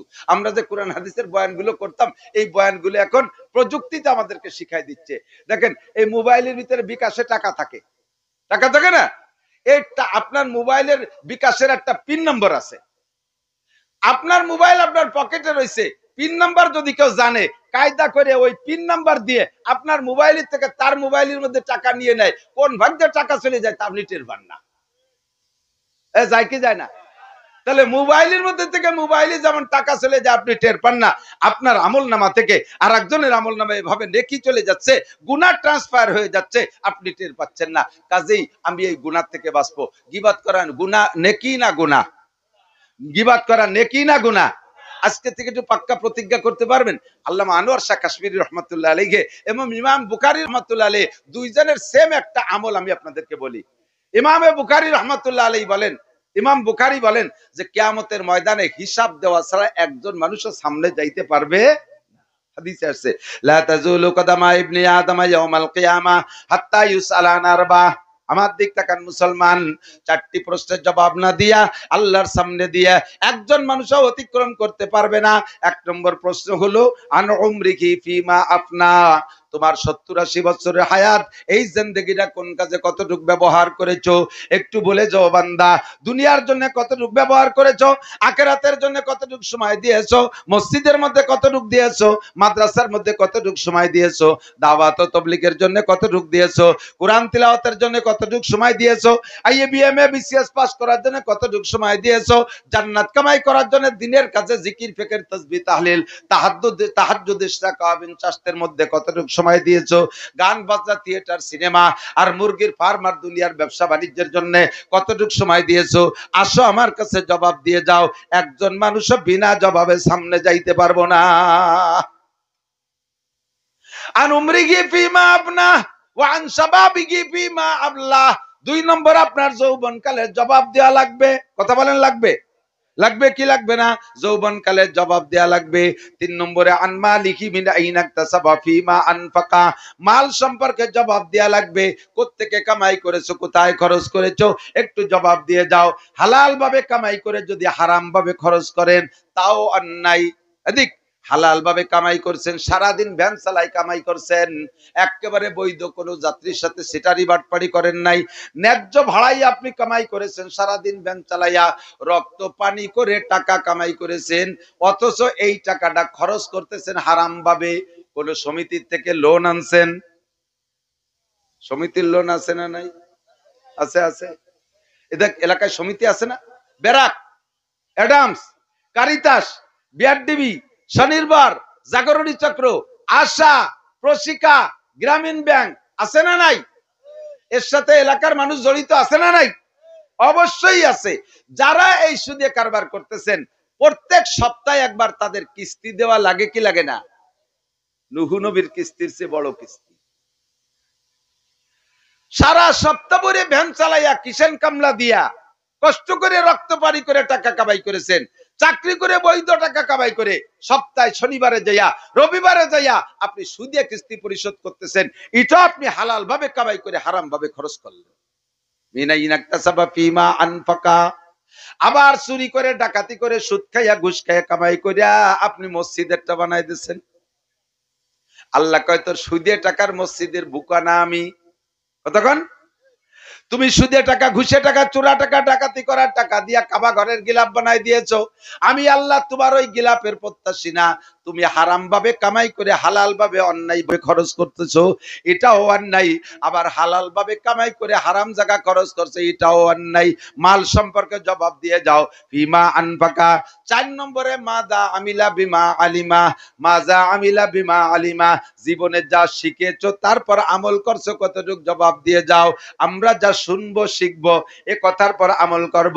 আজকে থেকে পাক্কা প্রতিজ্ঞা করব, আজকে থেকে পাক্কা প্রতিজ্ঞা, আমি কোনোদিন গীবত করব না। ইমামে বুখারী রাহমাতুল্লাহ আলাইহি বলেন কিয়ামতের ময়দানে 4 প্রশ্নের জবাব না দিয়া কেউ পার হইতে পারবে না। আমি ইমাম বুখারীকেও জবাব দেয়া লাগবে। তবে আমার বিশ্বাস আল্লাহ পাক অন্য গুনাহে আমাকে আটকাইতে পারলো, গীবতের গুনাহে আমাকে আটকাইতে পারবে না।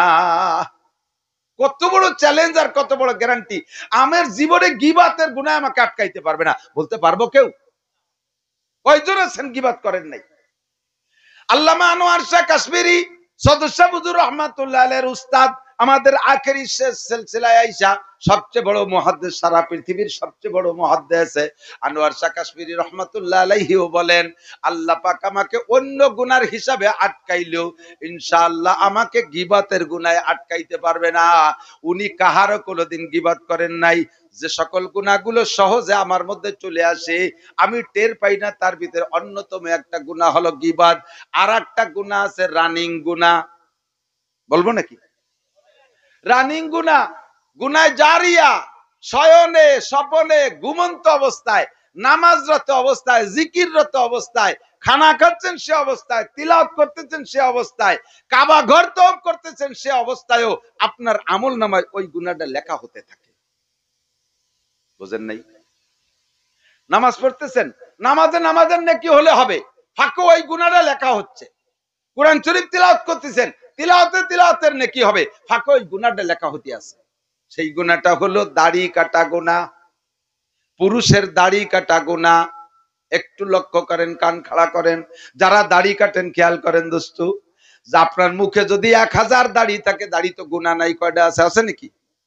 অনুমানে ধরে নেন যদি 1000 দাড়ি আপনার মুখে থাকে, সবগুলো দাড়ি আপনি কেটে ফেলানোর নিয়তে যখন ব্লেড আর খুর লাগাইছেন, প্রত্যেক এক একটা দাড়ির বিনিময়ে আপনাকে একটা করে কবিরা গুনাহ দেওয়া হবে। 1000 কবিরা গুনাহ, 1000 দাড়ি সমান 1000 কবিরা গুনাহ। যদি দাড়ি 2000 হয় 2000 কবিরা গুনাহ, যদি দাড়ি 5000 হয় 5000 কবিরা গুনাহ। আর 1000 দাড়ি হলে 1000 কবিরা গুনাহ। একটা কবিরা গুনাহ 7000 বছর জাহান্নাম, একটা কবিরা গুনাহ 7000 বছর জাহান্নাম। 1000 গুণ 7000 সমান সমান 7 লক্ষ বছর জাহান্নাম। মুখের সম্পূর্ণ দাড়িকে ব্লেড দিয়ে কাইটা ফেলতে সর্বোচ্চ 2 মিনিট সময় লাগে।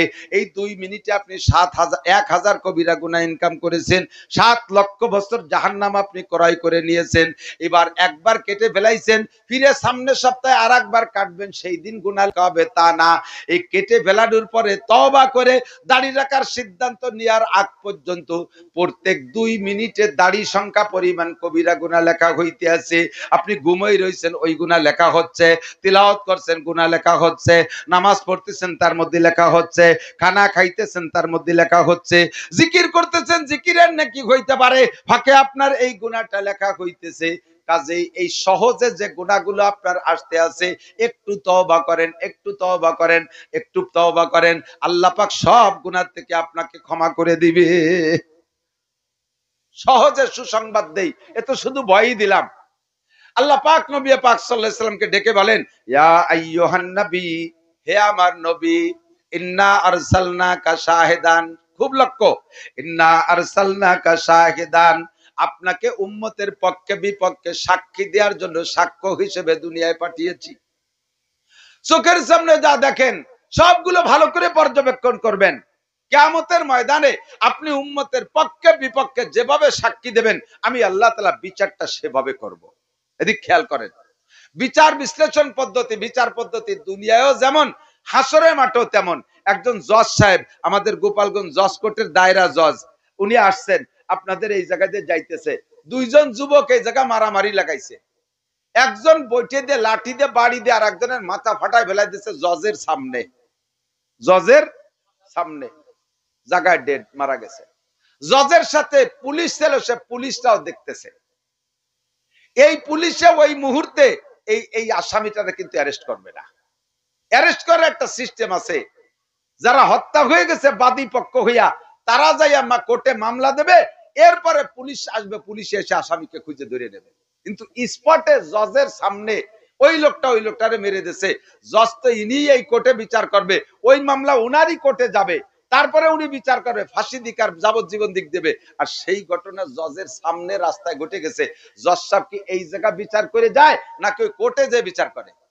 বোঝে নাই, কোর্টে যে বিচার করে না। এবার কোর্টে যে যখন জজ তার এজলাসে বসে, তখন বাদী পক্ষ আসামি পক্ষ দুইয়ে পক্ষে উকিল দাঁড়ায়। এত জেনুইন চোখের সামনে স্পট মার্ডার জজ সাহেব নিজেই দেখছেন। সে জায়গাও যদি বাদী, যদি আসামি পক্ষে ভালো ধারালো উকিল হয়, সে যদি কায়দা বায়দা করে জজ সাহেবরে বুঝাই দিতে পারে, বাস্তবে বুঝাই দিয়ে বিপরীত পক্ষের উকিলরে হারাই দিতে পারে, তাহলে এত বড় জেনুইন মার্ডার কেসও সে বেকসুর খালাস হয়ে যেতে পারে। পারে কি পারে না? দুনিয়ায় বিচার ব্যবস্থা যেমন, কিয়ামতের ময়দানে আল্লাহ তাআলার বিচার ইজলাসে বসবেন, আল্লাহ সব দেখতেছে। কে কোন জায়গা গাঁজা খাও, কে কোন জায়গা মদ খাও, কে কোন জায়গা ব্যবসায় ফাঁকি দাও, কে কোন জায়গায় জেনা করো, আইল ঠেলো আর জাল দলিল করো, নামাজ পড়ো না রোজা রাখো নাই, সব আল্লাহ দেখে কি দেখে না? কিরামান কাতিবিনের দরকার নাই, আল্লাহর কোনো সাক্ষীরও দরকার নাই। বিচারপতি তো আল্লাহ, আর মালিক ইয়াউমিদ্দিন, আল্লাহ কয় বিচার দিনের মালিক আমি আল্লাহ, আমি সব দেখি, শাহেদ আমি আল্লাহ, দেখি সামিউন বাসির, আমি শুনিও দেখি। আমার এই দেখার শোনা হিসেবে আমি বিচার করব না। হে নবী, কিয়ামতের ময়দানে আপনি উম্মতের পক্ষে বিপক্ষে সাক্ষী দেবেন, আপনি যেমন সাক্ষী দিবেন, যেমন উকালতি করবেন, আমি আল্লাহ তাআলা ওই রকম বিচার করব। আপনি সত্য সাক্ষী। হাসরের মাঠে আল্লাহ পাক একবার সিদ্ধান্ত নেছে, একেবারে সহজে সহজে ক্ষমা করে দিচ্ছে হাজার হাজার মানুষকে। জিজ্ঞেস, তোমার নাম কি? আবু বকর, যাও বেহেশতে আমার আবু বকরের সাথে। কন্যা সুবহানাল্লাহ। তোমার নাম কি? আয়েশা, যাও আমার আয়েশার সাথে বেহেশতে চলে যাও। নামে নামে মিলে যাচ্ছে, এভাবে পার করে দিচ্ছে হাজার হাজার মানুষকে, লক্ষ লক্ষ মানুষকে মাফ করে দেওয়ার পরে হঠাৎ করে একটা লোকের দিকে সামনে ফেরেশতারা ডেকে আনবে, আনার পরে আল্লাহ পাক করে জিজ্ঞেস, ফেরেশতারা এর আমলনামা দেখো। তো ওই লোক বলতেছে, আল্লাহ আমলনামা দেখায় লাভ নাই। আল্লাহ তারাই বলবে, ইকরা কিতাবাকা কাফা বিনাফসিকা আল-ইয়াওমা আলাইকা হাসিবা, তোমার আমলনামা তুমি দেখো। তো কয় আল্লাহ আমলনামা দেখিও লাভ নাই, দেখাও লাভ নাই, ওর মধ্যে কিচ্ছু নাই। আমার আমলনামা তো আমি জানি, জীবনেও একটা আষাঢ় খাইয়ে বললেও বস্তিন দিক পড়ি নাই, রমজানে একটা রোজাও রাখি নাই, যত গুনাহ আছে সব করছি, কোন নেকির কাছে যাইনি, খাতা দেহে লাভ নাই, তুমি যদি এমনি মাফ করে দাও দিতে পারে। আল্লাহ কয়, অত আল্লাহ দে জায়গা না। একটু আগে যাকে যাকে মাফ করছি তাই তুমি বলছি একেবারে ফ্রি মাফ করে দাও, কিছু তো থাকতেই হবে। ওর কোন জায়গা কিছু পাই নাই, যখন ফেরেশতাদেরকে বলে খুজুহু ফাগুল্লু সুম্মাল জাহিমা সাল্লু, ধরে নিয়ে পিঠ পোড়াই দিয়ে টানিয়ে জাহান্নামে নিয়ে ফেলা। ফেরেশতারা এবার পায়ে শিকল দিয়ে টান দিয়ে যখন ফেলাই দেবে, নবী আলাইহিস সালাতু ওয়াসালাম বাম পাশে বসে দেখতেছে যে কোনোভাবে দেখি বাঁচানোর কোনো কায়দা করা যায়, উকালতি কিছু একটু করা যায় নাকি। তো আগাগুলা দেখে দেখে যে কোন জায়গা ভালো তেমন কিছু না, কিন্তু কোন ফাঁকে ওই লোকটার মুখে লম্বা দাড়ি, মুখে লম্বা দাড়ি। এই লোক, যে লোক নামাজ নাই, রোজা নাই, হজ নাই, যাকাত নাই, ফরজ নাই, ওয়াজিব নাই, কোনো কিছু দাঁড়ে না, ও যে দাড়ি রাখছে ও সুন্নতের মোহাব্বতও রাখি নাই। ও দাড়ি রাখছে জম্মের কিরপিন, দাড়ি কাটতে পয়সা লাগে, সেই পয়সা খরচের বাইতে রেখে দিয়েছে, তাই রয়ে গেছে। এই দাড়িও কাজে লেগে গেছে। যখন ফেরেশতারা টান দিয়ে জাহান্নামের দিকে নিচ্ছে, তখন ওই মুখে দাড়ির দিকে তাকাইয়া হুজুর আলাইহিস সালাম আল্লাহর কাছে ডাক দেয়, আল্লাহ। আল্লাহ বলে, ফেরেশতারা দাঁড়া, আগের তো নিশ্চয়। আবার দোস্ত ডাক দিয়েছে, কি যেন পাইছে। কি দোস্ত, কি খবর? আল্লাহ, বান্দা তোমার অন্যায় করছে, তোমার জাহান্নামও তোমার, হুকুমও তোমার, বেশ জাহান্নামেই যাবে, আমি ঠেকাইতে পারবো না। তবে তোমার বান্দার মুখে আমি নবীর দাড়ি দেখতেছি, তোমার বান্দারে তুমি দোজখে দাও, কিন্তু আমার সুন্নতি দাড়ি যেন জাহান্নামের আগুনে পড়ে না। জাহান্নামে ও যাবে, বডি পড়বে আর দাড়ি পড়বে না, তাই হয় নাকি? পড়বে তো সবই। তাহলে দাড়ি কটা খুলে রাখতে হবে। তোমার বান্দারে তুমি দোজখে দাও, আমার দাড়ি যেন জাহান্নামে না যায়, দাড়ি খুলে রাখো। আল্লাহ কয় না, দাড়ি তো খোলা যাবে না। খোলা যাবে না কে? তাহলে তুমি মিথ্যাবাদী হয়ে যাবা। আমি কিভাবে মিথ্যাবাদী হব? আল্লাহ পাক বলবেন, তুমি বলেছো তামুতুনা কামা তাহয়াউন ওয়া তুহশারুনা কামা তামুতুন, দুনিয়ায় তুমি জীবন যাপন করবা যেমন, তোমার মরণ হবে সেইভাবে। আর মরণ হবে যেই চেহারায়, হাসরও হবে তোমার সেই চেহারায়। ওই লোকটা জীবন যাপন করেছে দাড়ি সহ, মরণ হয়েছে দাড়ি সহ। কাজে হাসরের মাঠও তার দাড়ি সহ, জাহান্নাম গেলে দাড়ি সহ, জান্নাতে গেলে দাড়ি সহ। ওর দাড়ি মুখ থেকে খুললে তুমি মিথ্যাবাদী হয়ে যাইবা। নবী পাক সুযোগ পেয়ে বলে, আল্লাহ আমার বান্দার, আমার তোমার বান্দার মুখে আমার সুন্নতি দাড়ি বান্দা তোমার দোজখে দিবা দিবা, আমার দাড়ি যেন দোজখে যায় না। নবী পাকের এই কথাই বুঝাইতে চায়, আল্লাহ আমার দাড়ি যদি দোজখে না যায়, দাড়ি যদি জান্নাতে যায়, তাহলে দাড়িও যেখানে দাড়িওয়ালাও সেখানে। আল্লাহ পাক বলবে, ফেরেশতারা আমার দোস্তের প্রস্তাবে বুঝে আসতেছে, তারে মাফ করে দিতে হবে। বাদদিল সাইয়্যাতিহি হাসানাত, বাদদিল সাইয়্যাতিহি হাসানাত, আমার বান্দার সমস্ত গুনাহ এক দাড়ির ওসিলায় নেকি দ্বারা পাল্টাইয়া তারে জান্নাতে দিয়ে দাও। নবী পাক এইভাবে ওকালতি করে করে অনেককে পার করবে। তাই বলা হয় মুবাশশির শাহেদ, আপনি উম্মতের পক্ষে বিপক্ষে সাক্ষী দিবেন। 2 নম্বর মুবাশশির, নবী আপনি একটু উম্মতের সুসংবাদ দেবেন। ভয় তো অনেকেই বলছি, হুজুরও বলছে অনেক গুনার কথা, আল্লাহ পাক বলছে একটু সুসংবাদ দাও। সুসংবাদ কি? 1 নম্বর সুসংবাদ হলো, হুজুরে পাক সাল্লাল্লাহু আলাইহি ওয়াসাল্লাম বলেন, কোরআন শরীফের আয়াত আল্লাহ পড়ে শুনে উম্মতকে শোনাচ্ছেন। হুজুর বলেন, কুল ইয়া ইবাদিয়াল, 1 নম্বর সুসংবাদ, এর চেয়ে বড় সুসংবাদ আর আমার কাছে নাই। আল্লাহ পাক বলেন, কুল ইয়া ইবাদিয়াল্লাযীনা আসরাফু আলা আনফুসিহিম লা তাকনাতু মির রাহমাতিল্লাহ।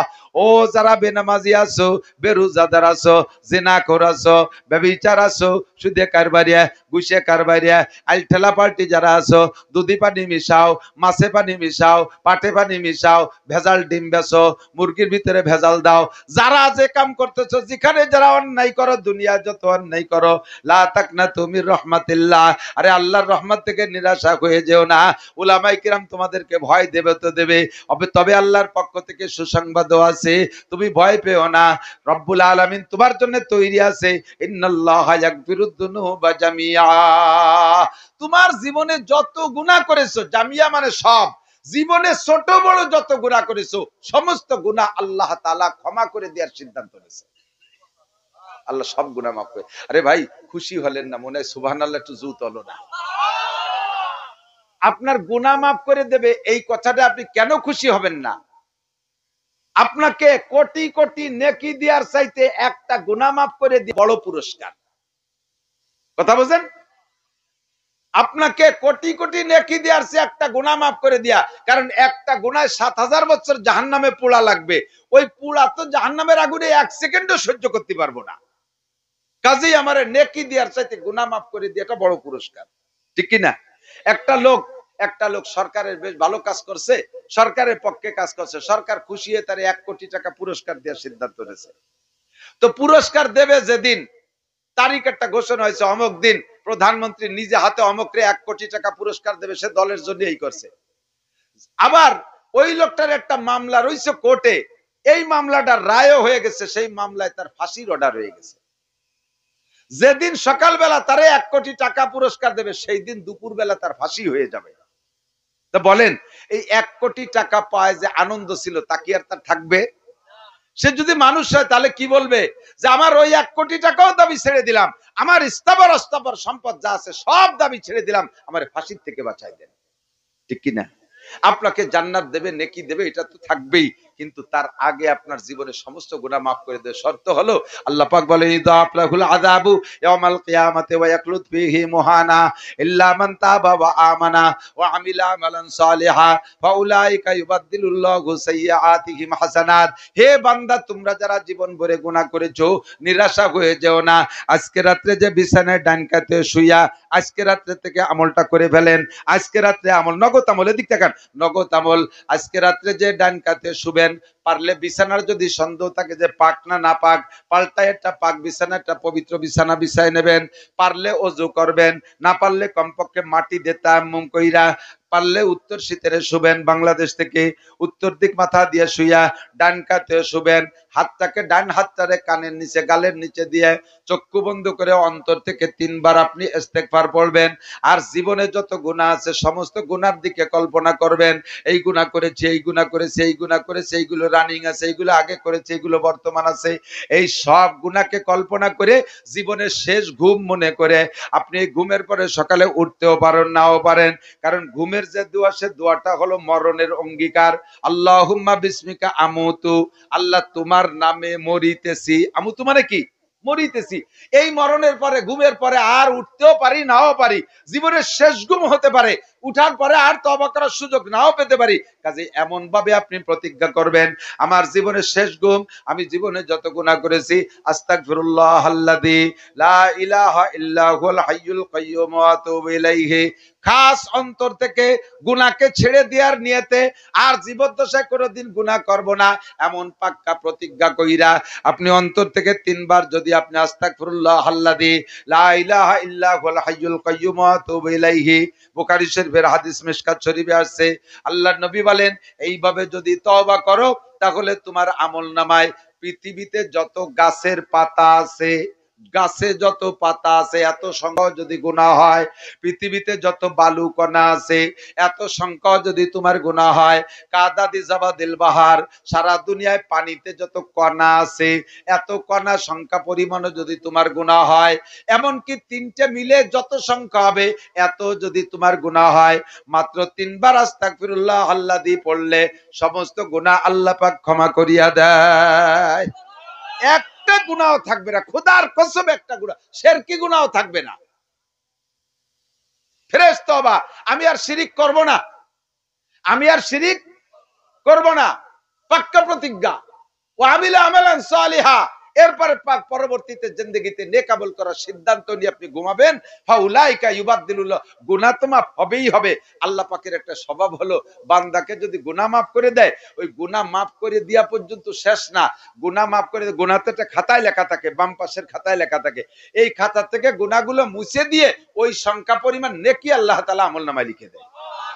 সেই কথা এই আয়াতের মধ্যে বলেন, উলাইকা ইউবাদদিলুল্লাহু সাইয়্যাতিহিম হাসানাত, তওবা করার দ্বারা বিগত জীবনের সব গুনাহ ক্ষমা করে দিয়ে গুনাহ সংখ্যা পরিমাণ নেকি আমলনামায় জমা হইয়া যায়। এর চেয়ে বড় সুসংবাদ আমার কাছে নাই। তো দোস্ত, আজকে রাত্রে আমার জানা গুনাহগুলো থেকে একটু তওবা করা যাবে? মনের থেকে। যারা দাড়ি কাটছেন তারা আগে দাড়ি কাটার গুনাহ থেকে তওবা করেন যে আর দাড়ি কাটবো না। যে কয়জন দাড়ি রাখছে সেই কয়জন কয় কাটবো না। যারা কাটে তারা একজনও কই নেই। রাখালার তো রাখিয়ে দিয়েছেন, কাটা আলারা সিদ্ধান্ত নেন কিয়ামতে নবী পাকের সুপারিশ নিয়ে জান্নাতে যাবেন। কোন সুবহানাল্লাহ। আর নামাজ কাজা করব না, সিদ্ধান্ত নেওয়া যাবে? যারা নামাজ পড়ে তারা সিদ্ধান্ত নিচ্ছে, যারা পড়ে না তারা কথা কয় না। আর কোনদিন নামাজ ছাড়বো, জামাতে নামাজ পড়বো। এবার আসেন সুসংবাদ 2 নম্বরটা। আগের নবীর উম্মত যে যতটুকু আমল করছে আল্লাহ তার আমল বিনিময় সমপরিমাণ নেকি দিয়েছে। আর মাওলানা ওমর ফারুকও বলেছে আমার নবীর উম্মতের ফজিলাত হলো প্রত্যেকটা আমলের বিনিময় কমপক্ষে 10 গুণ। বলবেন না সুবহানাল্লাহ, আলহামদুলিল্লাহ? একবার বলেন আল্লাহ। 4000 নেকি। লা ইলাহা ইল্লাল্লাহ, 4000 নেকি। আমল করবেন কম, সওয়াব পাবেন বেশি। ইবাদত কম, নেকি বেশি। ডিউটি কম, বেতন বেশি। জামাতের সাথে মসজিদে গিয়ে নামাজ পড়বেন। একা একা নামাজ পড়বেন না, গেরের মধ্যে নামাজ পড়বেন না, দোকানপাটে পড়বেন না, সাধ্য অনুযায়ী মসজিদে। হ্যাঁ, যদি মসজিদ দূরে হয় আর আপনি ব্যস্ত হয়ে সময় সংকট, তাহলে যে জায়গা আছেন সেখানেই পড়েন। মসজিদে ওষুধ আমার হয়ে জমিন। আমার নবীর উম্মতের ফজিলাত সারাটা জমিনকে মসজিদ বানা দিয়েছে। যে কোনো জায়গায় নামাজ পড়লে নামাজ হয়, তবে মসজিদে পড়বেন। কেন পড়বেন? আমি আপনাদের চেহারা দেখে টের পাই। পাবলিক যারা জীবনেও কোনোদিন মাদ্রাসায় পড়েন নাই, আপনারা যতই ভালো করে পড়েন আপনাদের কোরআন শরীফ পড়া শুদ্ধ নাই, কিরাত অশুদ্ধ। আর নামাজ ভাঙ্গার কারণ কয়টা? 19টা। কয়টা? 1 নম্বরটার নাম কি? আরে কথা কয় না। 1 নম্বরটার নাম কিরাত অশুদ্ধ পড়া। কিরাত অশুদ্ধ পড়া। তাহলে নামাজ হয় না। নামাজ ভাঙ্গার কারণ 19টা। এই ভাঙ্গা মানে কি? যে কারণে পড়া নামাজ বাতিল, পড়া নামাজ বাতিল। আর বাতিলের কি মানে? নামাজ এক ওয়াক্ত মোটেই না পড়লেও যে শাস্তি, পড়ছেন তা বাতিল হয়ে গেছে তাতেও সেই শাস্তি। বুঝেন না? শীতকালে এত কষ্ট করে ওযু বাড়াইছেন, গোসল করে ফজরের নামাজ পড়ছেন, সেই নামাজ কিরাত ভুলের কারণে বাতিল। তাহলে এই ঠান্ডা বাড়িতে ওযু গোসল করে কি হলো? আপনার কিরাত ভুলের কারণে নামাজ বাতিল। বাতিল মানে যে লোকটা কম্বল গায়ে যে ঘুমিয়ে রয়েছে, মোটেই পড়ে নাই, সেও যে টাইম জাহান্নামে যাবে, আপনি ওযু গোসল করে যে নামাজ পড়ছেন তারপরে আপনিও সেই টাইম জাহান্নামে থাকবেন। তালিয়ে ভরে কি হলো? আর এই নামাজটা বাতিল হয় যে কয়টা কারণে, তার ভিতরে এক নম্বর কারণ হলো কিরাত অশুদ্ধ। একটুও মানুষ গামতিছে না। যদি কিরাত অশুদ্ধের কারণে নামাজ না হয় তাহলে কি করণীয়? তো পড়লি যদি নামাজ পড়লি যদি নাই হয় তাহলে নামাজ পড়লামই না, তাই নাকি? তাহলে কিরাত শুদ্ধ করব। বলেন তাহলে কিরাত কি করব? শুদ্ধ করব। একটা সুযোগ আছে, সেই সুযোগটা হলো আমরা হানাফি মাযহাবের মুসল্লি, আমাদের মাযহাব হলো যার নামাজে ইমাম আছে, ইমাম কিরাত জোরে পড়ুক আর আস্তে পড়ুক, পিছনে মুসল্লিদেরকে পড়া লাগবে না। ইমামের কিরাতই তার কিরাত। তাহলে কমপক্ষে ফরজ নামাজের দায়টা ইমামের গাড়ে উঠাই দিয়ে এই বিপদ থেকে বেঁচে গেলাম না? এখন থেকে পাক্কা প্রতিজ্ঞা, আমি আর ভুল কিরাত দিয়ে একা একা ঘরের মধ্যে আর দোকানের মধ্যে আর ওই ফার্মের ভিতরে লকবার একামত দিয়ে একা নামাজ পড়তে যাব না।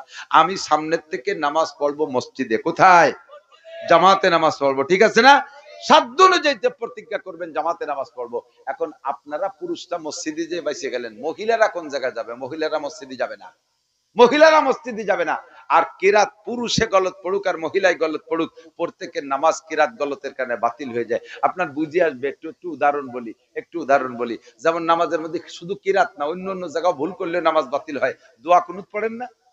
দোয়া কুনুতে কি পড়েন? একটা অংশ বলি, ওয়ানাশকুরুকা, একটু পড়েন আমার সাথে, ওয়ালা নাকফুরুকা, আল্লাহ তোমার অসংখ্য নিয়ামত খেয়ে ব্যবহার করে শুকর আদায় করি। ওয়ালা নাকফুরুকা, তোমার কুফরি করব না, নাফরমানি করব না, তোমার নাশুকরি করব না। এলো দোয়া কুনুত। আপনি পড়ছেন ওয়ানাশকুরুকা, ওয়ালা নাকফুরুকা, ওয়ানাখলাউ, ওয়ানাতরুকু, দমাদম মারিয়ে দিয়েছেন। এর তরজমা কি হয়েছে জানেন? ওয়ানাশকুরুকা, এতদিন শুকর আদায় করছি, ওয়ালা নাকফুরুকা, সামনেতে অবশ্যই কুফরি করব, অবশ্যই কুফরি করবো, না ফরমানি করবো, আর শুকর আদায় করতে পারবো না। অবশ্যই লামে তাকিদ, ইমান থাকবে, ইমান থাকবে। নামাজ তো দূরের কথা, ইমানই থাকবে না, যদিও এটা কিরাত না, কিন্তু দোয়া কুনুত। কিন্তু কথাটা বলি ফেলাইছেন, নামাজের মধ্যে তোমার শুকর আদায় করবো না, কুফরি করবো না, ফরমানি করবো। এই জন্য আপনাকে সব শুদ্ধ করে শিখতে হবে, সব শুদ্ধ করে শিখতে হবে। মোটে মানুষকে উদ্বুদ্ধ করতেই পারতেছি না, শিখানোর মতে জন্য মোটে মানুষকে উৎসাহিত করতেই পারতেছি না। এখন কমপক্ষে ফরজ নামাজটা তো ইমামের পিছনে পড়ে আসলে এই দায়টা তো ওই জায়গা থেকে সেরিয়ে আসতে পারলাম। কাজেই জামাতে নামাজ পড়বো। ঠিক আছে না? ইনশাআল্লাহ। আল্লাহ তৌফিক দান করুন। ফাঁকে লাভ কত? সুসংবাদ আর একটা শোনেন, এক ওয়াক্ত নামাজ ইমামের পিছনে জামাতে পড়তে পারলে জামে মসজিদে গিয়ে এক ওয়াক্তের বিনিময়ে 527 ওয়াক্তের নেকি পাবেন। নামাজ পড়বেন এক ওয়াক্ত, নেকি পাবেন 527 ওয়াক্ত। আল্লাহ আমাদের তৌফিক দান করে। বলেন বাশশিরু, নবী পাক বলেন বাশশিরু ওয়ালা তুনাফিরু, উম্মতকে সুসংবাদ দিয়ে কাছে ডেকে আনো, ওয়ালা তুনাফিরু, ভয় দিয়ে দূরে তাড়াই দিও না, ইয়াসসিরু ওয়ালা তুআসসিরু, উম্মতকে সহজ সহজ আমল শিখাই দাও, ওয়ালা তুআসসিরু, কঠিন আমল শিখাইও না। আপনাদের সহজ আমল শিখাইলাম, একটু খেয়াল করেন। এখন বিগত যে ভুল নামাজ পড়ছেন না, যা ভুল কিরাতের কারণে যা বাতিল হয়ে গেছে, সেইগুলোর সঠিক করে আমল নামায় ঢুকানোর একটা বুদ্ধি আমার কাছে আছে, বলবো? সেই বুদ্ধিটা হলো, আগামীকাল সকালবেলা একখান কায়দা কিনবেন, যে কায়দা ভরে কোরআন শরীফ পড়া শিখতে হয়। কাল সকালে কায়দা একখান কিনে বাড়ির কাছের মসজিদের ইমাম সাহেবের সাথে লাইন করেন। 24 ঘন্টার ভিতরে আধা ঘন্টা সময় আপনাকে দেবে ইমাম সাহেব, তার বিনিময়ে তারে 200-500 টাকা অতিরিক্ত দেন। কারণ আপনারে জাহান্নাম থেকে বাঁচায় দেবে, এত বড় উপকার করবে। সে দুই চারটে টাকা দিলে কি লস হবে নাকি? তারে 200 টাকা 500 টাকা দিয়ে ইমাম সাহেবের সাথে কন্ট্যাক্ট করেন, আমার ডেলি আধা ঘন্টা পড়াই দেবেন। হুজুর কালকে সকালের থেকেই আমি প্রতিজ্ঞা কোরআন শরীফ শুদ্ধ করে পড়া শিখবই, মরণের আগে যেন আল্লাহ আমি শুদ্ধ করে কোরআন পড়া শিখে যেতে পারি, এই প্রতিজ্ঞা করে কাল সকালে কায়দা কিনবেন, নিয়ত করেন এখনই। আর এই নিয়ত করে বাড়ি চলে যাবেন।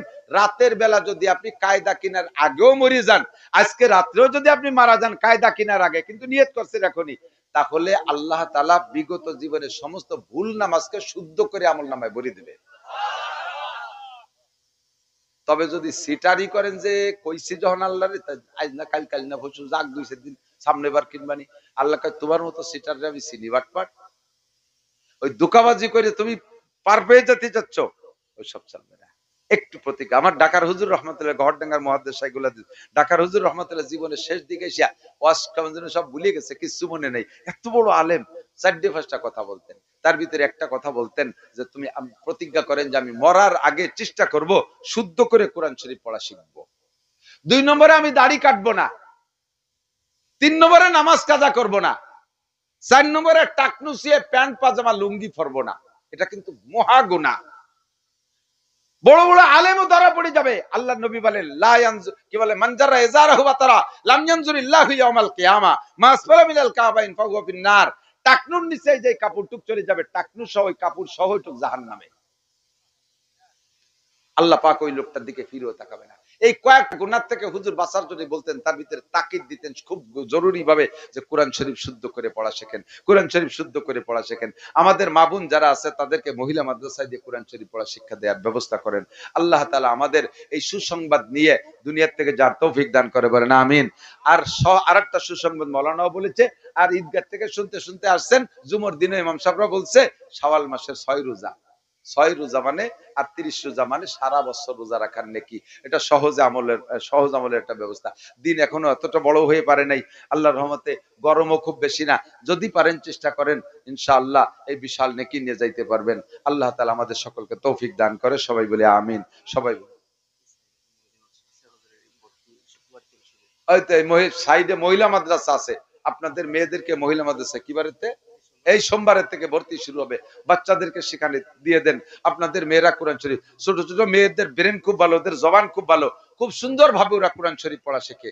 আল্লাহর রহমতে দিয়ে দেন, শিখতে পারবে। আল্লাহ কবুল করুক, সবাই বলে আমিন। আমরা দুরূদ শরীফ পড়ি। আল্লাহুম্মা সাল্লি আলা মুহাম্মাদিন ওয়া আলা আলি মুহাম্মাদ কামা সাল্লাইতা আলা ইব্রাহিম ওয়া আলা আলি ইব্রাহিম ইন্নাকা হামিদুম মাজিদ। আল্লাহুম্মা বারিক আলা محمد وعلى آل محمد كما باركت على إبراهيم وعلى آل إبراهيم إنك حميد مجيد اللهم آمين ربنا ظلمنا أنفسنا وإن لم تغفر لنا وترحمنا لنكونن من الخاسرين ربنا فاغفر لنا ذنوبنا وكفر عنا سيئاتنا وتوفنا مع الأبرار ربنا لا تزغ قلوبنا بعد إذ هديتنا وهب لنا من لدنك رحمة إنك أنت الوهاب ربنا هب لنا من أزواجنا وذرياتنا قرة أعين واجعلنا للمتقين إماما আয় রব্বুল আলামিন, দামি মাস, হজের মাস, শাওয়াল মাস, ঈদুল ফিতরের মাস, মাত্র 6 দিন আগে চলে গেছে শ্রেষ্ঠ মাস রমজান মাস। তোমার রোজাদার ইমানদার নামাজি বান্দা বান্দীদেরকে সাথে নিয়া, আহলে হক উলামায়ে কিরামকে সাথে নিয়া, তাদের আলোচনার শেষে মজলিসের মধ্যে সবচেয়ে বড় গুনাহগার আমি, আমার চেয়ে বড় গুনাহগার জগতে কেউ নাই। তোমার দুনিয়ায় এমন কোন গুনাহ নাই জানা করেছি, প্রকাশ করলে মানুষ সাক্ষী হয়ে যাবে, অপমানিত হব। ও রব্বুল আলামিন, তুমি জানো, শাহী দরবারে ভিক্ষার দোকানে হাত তুলেছি, যত গুনাহ করেছি সব গুনাহ তুমি এক্ষুনি ক্ষমা করে দাও। আয় আল্লাহ, অবশ্যই আমরা এত বড় গুনাহগার। আয় আল্লাহ, আমার গুনাহ দেখে কুত্তায় পর্যন্ত, কুকুরে পর্যন্ত আমাকে ধিক্কার দেয়, ঘৃণা করে। যেমন দারাদ সাগে নসরানিয়া আর কে হাস্তু বে গুনাহ বান গুনাহগার।